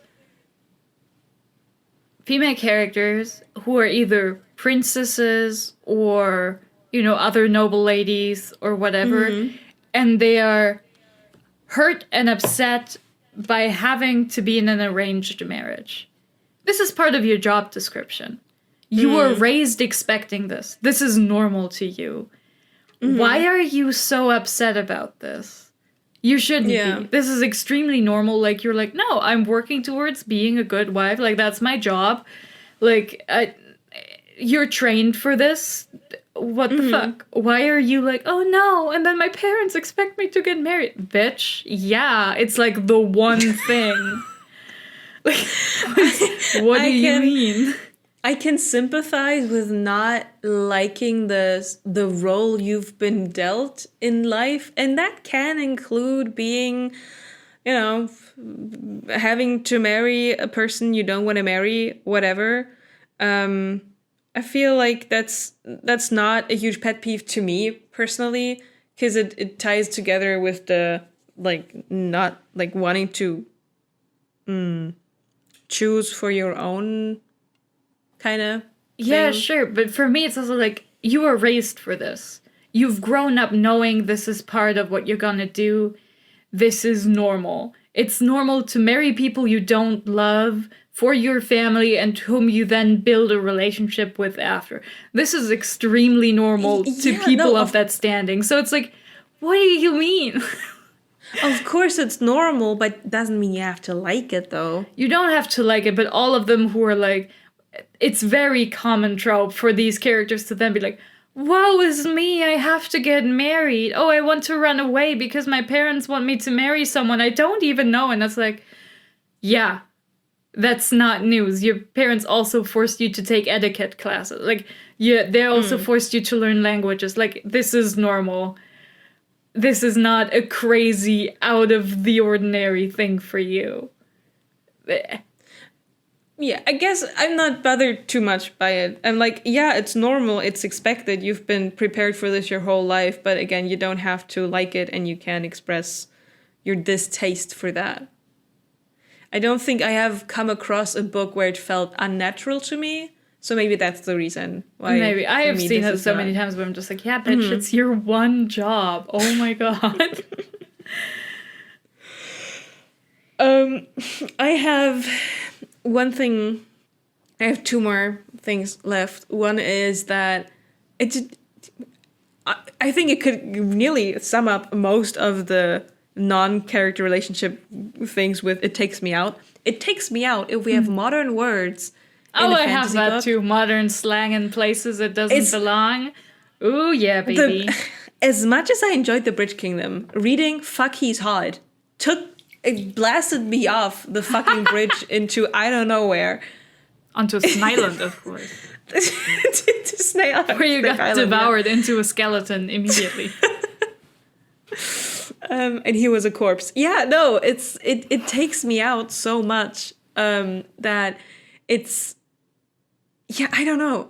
It's just why commit to the bit. I remember reading, I think it was from Blood and Ash, where she then mentioned something being a few blocks down. And I'm just like, Could baby be. girl, you don't live in New York. There are no blocks here. You Jenny from the block. down the block. Baby girl, no. It It's just so jarring. And it's like, I think a lot of my pet peeves that are left over could easily be all put under the heading of make a fucking effort, man. It's just like, if you just thought about it for like a minute, you would find a different word to use. You would find a different thing to put there. Like it's not even a difficult thing to circumvent, and yet still it isn't there. Funnily enough, my last point Yeah. goes right in there as well. I don't like it if there's either super detailed descriptions and then the next page there is none at all. It ties perfectly into make an effort. It's like, I understand that not everybody has like a super imaginative brain where they can just conjure up pictures and write from that. But if you try to find references for one thing, try to find a fucking reference for all. Like, Yeah. if something is so important to you that you describe it in such detail, and then the next thing is not, Describe It's like- that. Yeah, it's like, what Yeah. is this? it's like, as you said, make a fucking effort. I don't Yeah. care. But give me more than that. Is also a huge pet peeve. It's Yeah. one of my funniest TikToks I saw lately was Alex Esther being like, because she writes a lot on the fact that she doesn't get pictures in her head and she can't imagine stuff. And she was like, the good thing about not having that skill is I also don't have a dream cast for my book, so I'm just gonna look at the actors that come through and see whether I like them or not. And I was like, I don't know if that's a flex. I think that's As also much. normal. Most people don't have such strong imagination that they wouldn't pick a dream cast by looking at images and going like, oh yeah, he fits. Like, most people do not do that. Yeah, I guess, I don't know, from an author I would expect it, but you don't have to have that in order to be a good writer. But yeah, it's the think lack of... From an author who writes so heavily on their love interests being hot, I would expect them to know what they look like. But there are writers who lean much more heavily on like character and personality, where I'm like, yeah, okay, that you don't exactly know what your characters look like is fine. Like, it's not necessary. But if the one appeal of your love interest is that they're attractive, then maybe you should know what they look like. Yeah. Maybe in that case, you should. But yeah. That was my last pet peeve I wrote down. Yeah, I It's a have... consistency issue, basically. Yeah, I have another one that's like world building related where I'm just like, where authors just seem to have no grasp on population size at all. They will speak of a place, where like, oh no, a terrible tragedy happened, a natural disaster, thousands died, and it's like, thousands died. That's a disaster, Even right? nowadays, that is a crazy high amount. That is so many people. Yeah. Oh my god. But then they'll sometimes talk about like millions or whatever, and I'm like, what? How many people live there? It makes sense for, I'd say, like a sci-fi setting. Oh, for sci-fi, sure, but like a lot in of fantasy, it's like, what are you talking about? They'll be talking about like a city, and then they'll talk about millions, and I'm like, do you know when the first city reached millions in occupancy? Yeah. Are you crazy? These people don't even have vaccines. What do you mean? How are you feeding all of these people? It's all you have to know is, maybe this is a very German question, but a lot of times when people are like, oh, where do you live? And you say, oh yeah, this city. The first two questions I always get is, where is it and how many people live there? Yeah. For people to gauge size. Yeah. I don't know if that's something that is uniquely German experience, to know how many people live in the city. Yeah, the question being, okay, what's the population size? I need to slot this into my mental image. Yeah. I mean, it's totally possible, but it's just like these numbers. And then also when authors just throw in for flavor that like a place has a standing army, and I just lose my mind because I'm like, do you know how expensive that is? Do you know how you can't, almost no one could afford this for the longest time. Places did not have standing armies. That is crazy. Yeah, like that is so expensive for nothing. That's insane. Like, if you're not actively at war or trying to conquer neighboring areas, then usually the people who would be in your army are going after the other jobs and responsibilities they have in your kingdom. It is, it is extremely like farming. Difficult to express to people who do not think about it at all how before the Industrial Revolution, 90% of people worked the fields, and it was necessary to feed people. It is unimaginable now, and most other people worked in textile production, which is also unimaginable now, because now we have machines and stuff who do most of the work. And by most of the work, I don't mean sewing, I mean making... Like weaving. Yeah, weaving, making the fucking string in the first place, like... processing fiber until you get something you can weave with, and then just like all of this took so much time. It is incredible that nowadays cloth is as cheap as it is. And just the total lack of understanding by some authors for what things, how much work goes into almost anything is crazy to me. Like, you don't need to be a history buff. I certainly am not. You just need a little bit of information about the world and how it changed over time to understand how incredibly differently we live now compared to most of human existence. Yeah. And it's just... it makes me crazy. I understand if you live in the US and you're like, oh yeah, 1 million people, that's not that many. I mean, like, how many, there's like, how many, 320 million people in the US? Don't look at me like that. I don't know. I don't know, but like, probably like 1 million is not that much. And then it's like, baby girl, there are European countries that have like 750,000 people living in them. Yeah. And that's all there is.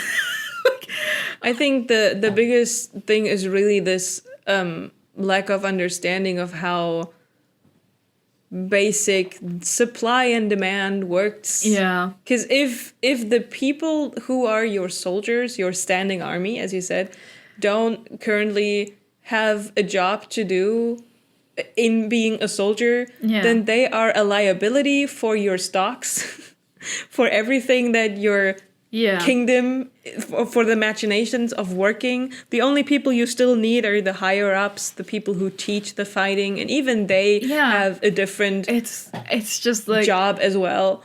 It's a crazy concept. I'm just like, please look up how much a standing army costs yearly percentage-wise for a country before the Industrial Revolution. I am begging you. And then reconsider having 1,000-strong standing army in your country. That is crazy. That is crazy talk. Every time I read stuff like that, I'm just like, you are insane. This is not happening anywhere. I think it's because the concept of, like, I only know the German word, of a soldier being the main job is a career relatively soldier, young. Yeah, and that's like, I understand all these, like, American authors who are like, oh yeah, sure, you have a huge military. Yeah, that's normal. I'm like, this is certainly not normal. Please look at one graph showing the US military spending compared to the military spending of every other country in the world, and then tell me again it is normal. It is so not. Please stop. It's just, there are other, like, things with historical inaccuracies that don't bother me in the same way, but there are just some things where it's so egregious. I'm like, girl, you cannot be saying this. You cannot say this to me. Yeah, one thing I'm always bothered by is the corsets thing, but that's like a thing that a lot of people don't get right, even if they have a costuming department that's telling them exactly how a corset was used in the olden times, and it's like that's one of the few historic inaccuracies that I get just like exhausted by, because it's not like by now you don't have the resources to look it up that a corset didn't kill people. Like but like not on the regular, you know. I'm also, there's another thing that drives me crazy, which is the lack of servants. In fantasy, again, I don't really love servants. These people should be everywhere. They are everywhere. They're doing everything because almost nothing is automated, and all of this takes so much fucking work. You cannot keep like a huge house clean and like all your sheets washed and all your clothes prepped with like 1 or 2 people. It is impossible. Please do not say this to me. Like, laundry was one of the most work and time intensive things at all, because there's like, so many steps to it. And because it has so much steps and so much work, was most people who lived in city apartments and had like one servant outsourced it to places who would do mass washing. Often to like cloisters and stuff, because like they did that work. And these women in those places were put to work. It was not very idyllic, in fact, to live there. But like, I just, every time that comes up, I'm just like, you're crazy. You can't be saying this to me. You can't. Your house is in ruins. What do you mean? You have like 2 servants. No, I don't believe you. Like, especially if it's supposed to be a house in good standing. Yeah, especially if it's like wealthy people and you're just like, no, I do not, but that's not true. You're lying to me. Do you just not see the other servant? Are you face blind? Are these like 10 people and you think they're all the same girl because they're brown haired? Like, is this, and they're wearing a uniform? Is this what it is? Like, is that what's going on? Yeah. Every time I'm just like, this is stupid. And it's not... Listen, it's not hard. Like, a lot of people watch Downton Abbey. It really, you know how many like people... I'm just like, listen, you don't even have to think for a long time. You just have to be like, oh yeah, a washing machine needs electricity and is pretty new. What did people do before the washing machine? And then you're like, oh, they did it by hand. Oh, now imagine how much time that takes. Just it's crazy. I don't know whether this is ignorance or whether it's this notion of, oh, I don't want my character to look like they would be having house staff that they order around. I don't know if that's an impact, like if that's impacting the decision on how elaborate that is. Because a lot of times if staff is included, the main characters are incredibly nice and forthcoming to the staff, which I'm not saying that people weren't, right? Yeah, no, most people, even who employed staff, were not like wealthy. A lot of people worked as staff. That was like you wanted to have good doing staff. Housework was one of the main like sectors of the economy for a long time because there was so much work to be done, and it was normal to be like, you know.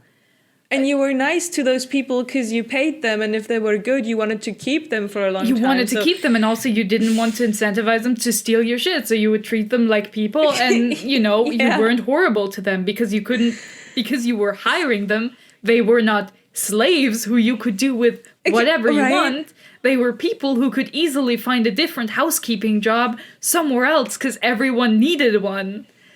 And if you were an asshole, you wouldn't get anybody to housekeep for you because you needed to pay people, and you needed to be at least, you know, someone people could stand to work for, and if you were too annoying, they could leave.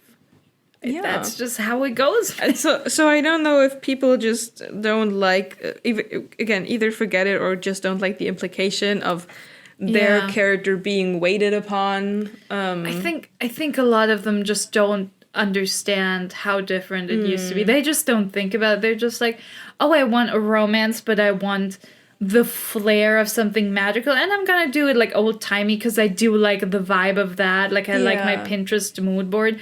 I mean, there was random electricity in one house in Blood and Ash. Like, what do you mean, man? Where's it coming from?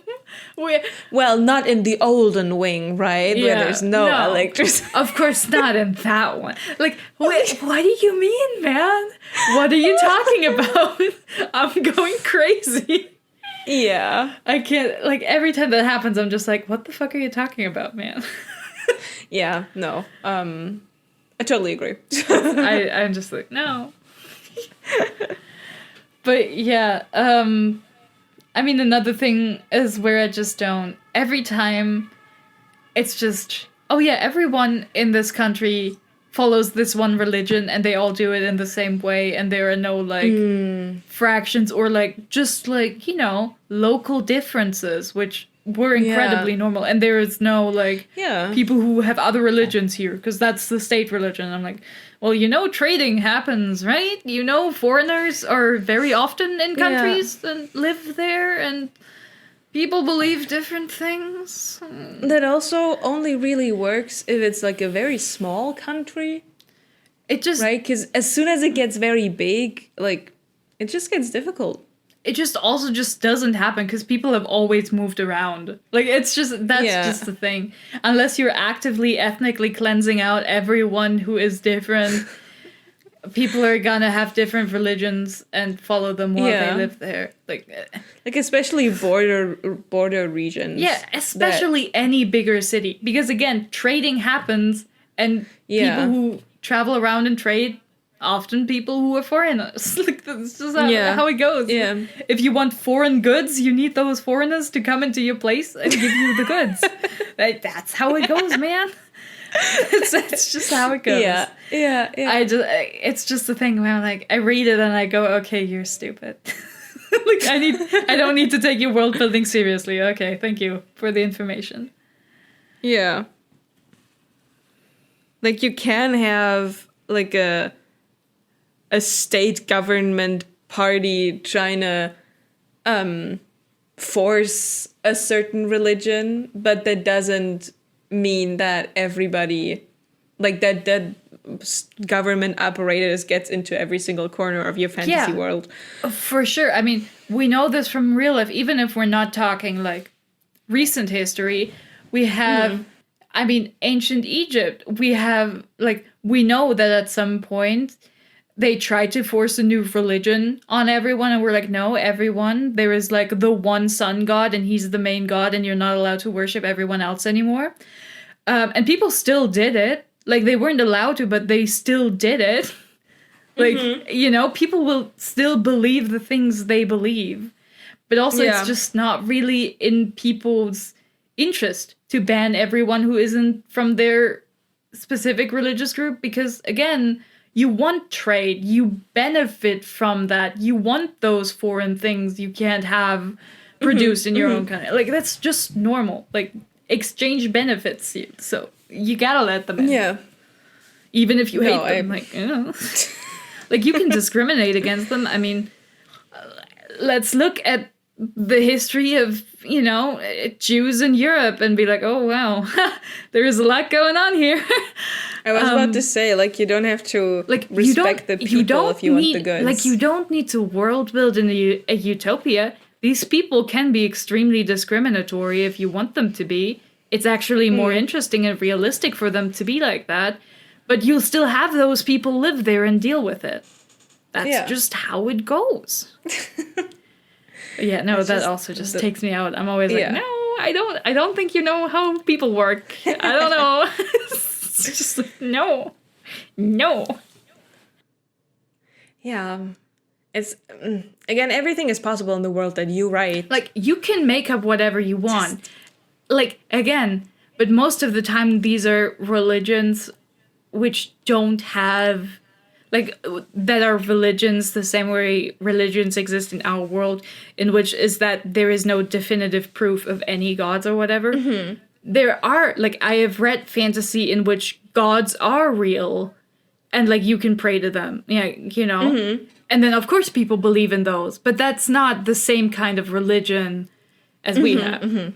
Yeah. Because, like, yeah, it's like, yeah, I've seen that guy last Friday at church, you know, he was there, and he killed a guy. Like, I don't know, like, you know, it's like, no, this guy is real for real, and, like, prayer literally works. Not like here, where it's like, well, you can imagine that it works, I guess. But, yeah, it's just like, well, you can't just, it's another thing where I'm just like, this is stupid. Stop. No, I agree. Taking out my, like, water gun and spritzing people, like, stop it. Think about this for 3 seconds. Stop it.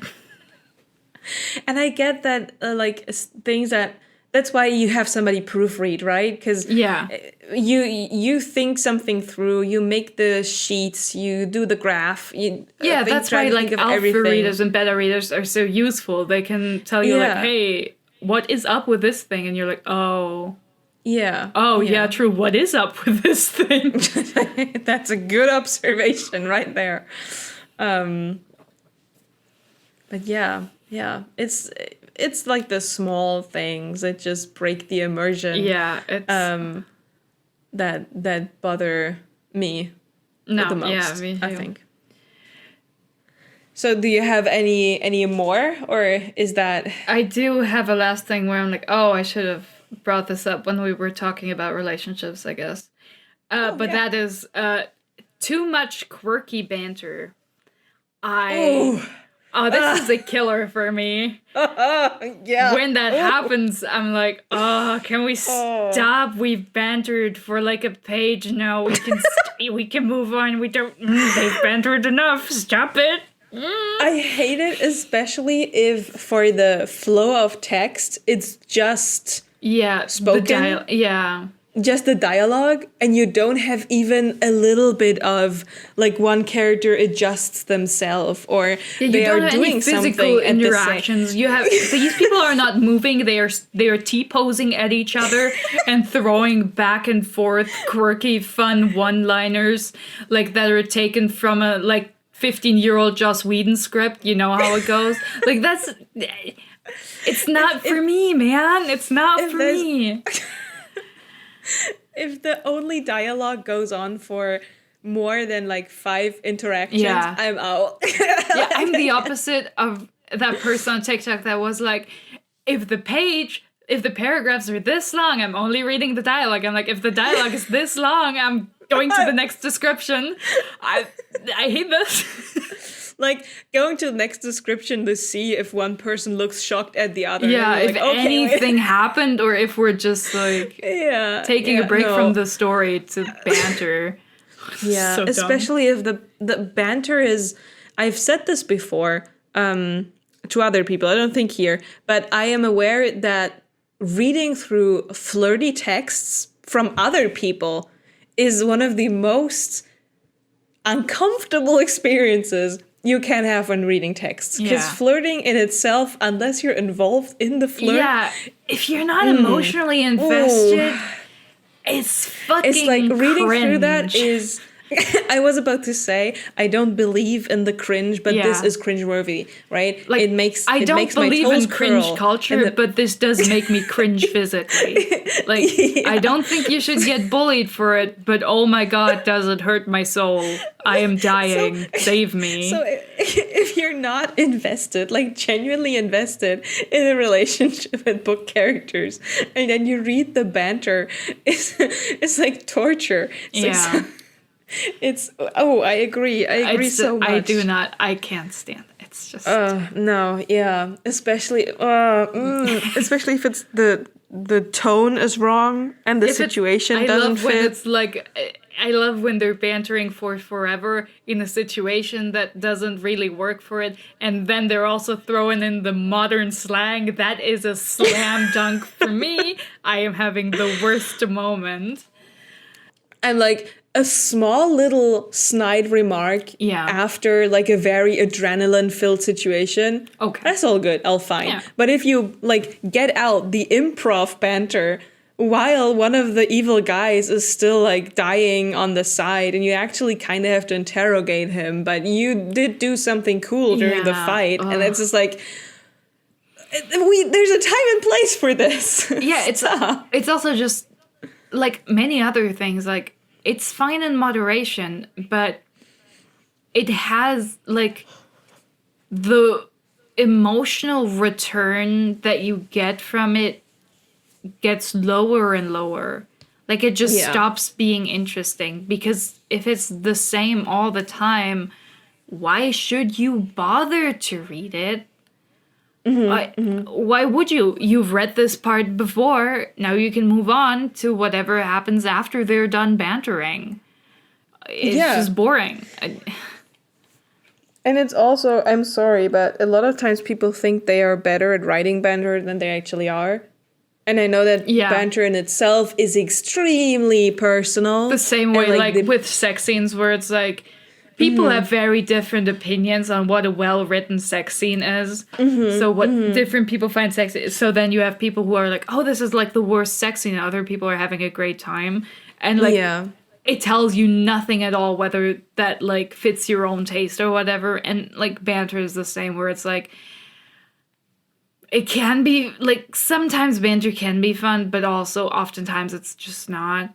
Because it's also just like, again, watching other people banter is not engaging. It's only fun if you are part of the equation. Yeah. Like, even if you're just listening to your friends banter, they can be the funniest shit ever and you're laughing your ass off. But let's say if the banter makes you feel too much like you're third wheeling the book, it's just not good. And sometimes it's also just like, if it makes you feel like you're watching a terrible comedy improv, like, it's also bad. Like, it's just... Like, if it goes on for too long, you're like, okay, somebody's workshopping their bits here. This isn't even about the characters anymore. Someone's just like... somebody's too busy playing dolls and they forgot what the story was about. They're, like, stuck in the banter loop. They can't get out because everyone wants to have the last word or whatever. It's no, I agree. It's similar to like overly long fight scenes where I'm like, I'm sure in your mind this was cool as the author, but as a reader it gets too exhausting after a while because it's just so much work to imagine it. So it's like you can't do it like in a movie where you have a 10-minute action scene at the end, at the climax, you know? You can't do 10 pages of fight. I mean, you can do it, but most readers will check out somewhere in between and just kind of skim it and be like, okay, whatever is happening is happening. Let's see how it ends. Because it's just, it stops being interesting. Like, no, I agree. It's like salt. Like, you know, a little bit of banter makes a dish tasty. You need it for the real good relationships. You need it for the zing, But, man, more does not equal better. More does not equal better. You know, and you know, a cook that is in love tends to oversalt. So somebody who enjoys the character banter a bit too much tends to put too much in that. Well, I think that's it for our pet peeves. We talked more than I expected to be, but honestly, complaining about things, we are good at that. Complaining is just fun. It's so good. And like, if the other person says something you forgot to include, and you're like, "Oh, you're right. I do hate this also." It's like, you know, more ground to banter about something. I mean, our banter is top tier. You know. Yeah. You could listen to that for hours. Literally, by the way. But I hope you guys found this discussion interesting. I'd be interested to see if there's any pet peeves that you have that we didn't mention, because I'm sure there are. Yeah. And I'm interested to see whether there will be a similar, like, "Oh, you're right," you know, kind of reaction when reading that. I'm curious if there's gonna be like, "No, you're wrong. I love that shit." Which is also completely fine. I mean, you know, it is. These are like purely too. a taste thing, but on the other hand, I'm also like, what the fuck is wrong with you, man? So if you want to be judged by duck number one, listen. If you like to eat salt by the spoonful, I guess it's a free country and all, but also, what is wrong with you, man? Well, that being said, thank you so much for listening, and see you in the next one. Goodbye. Bye-bye.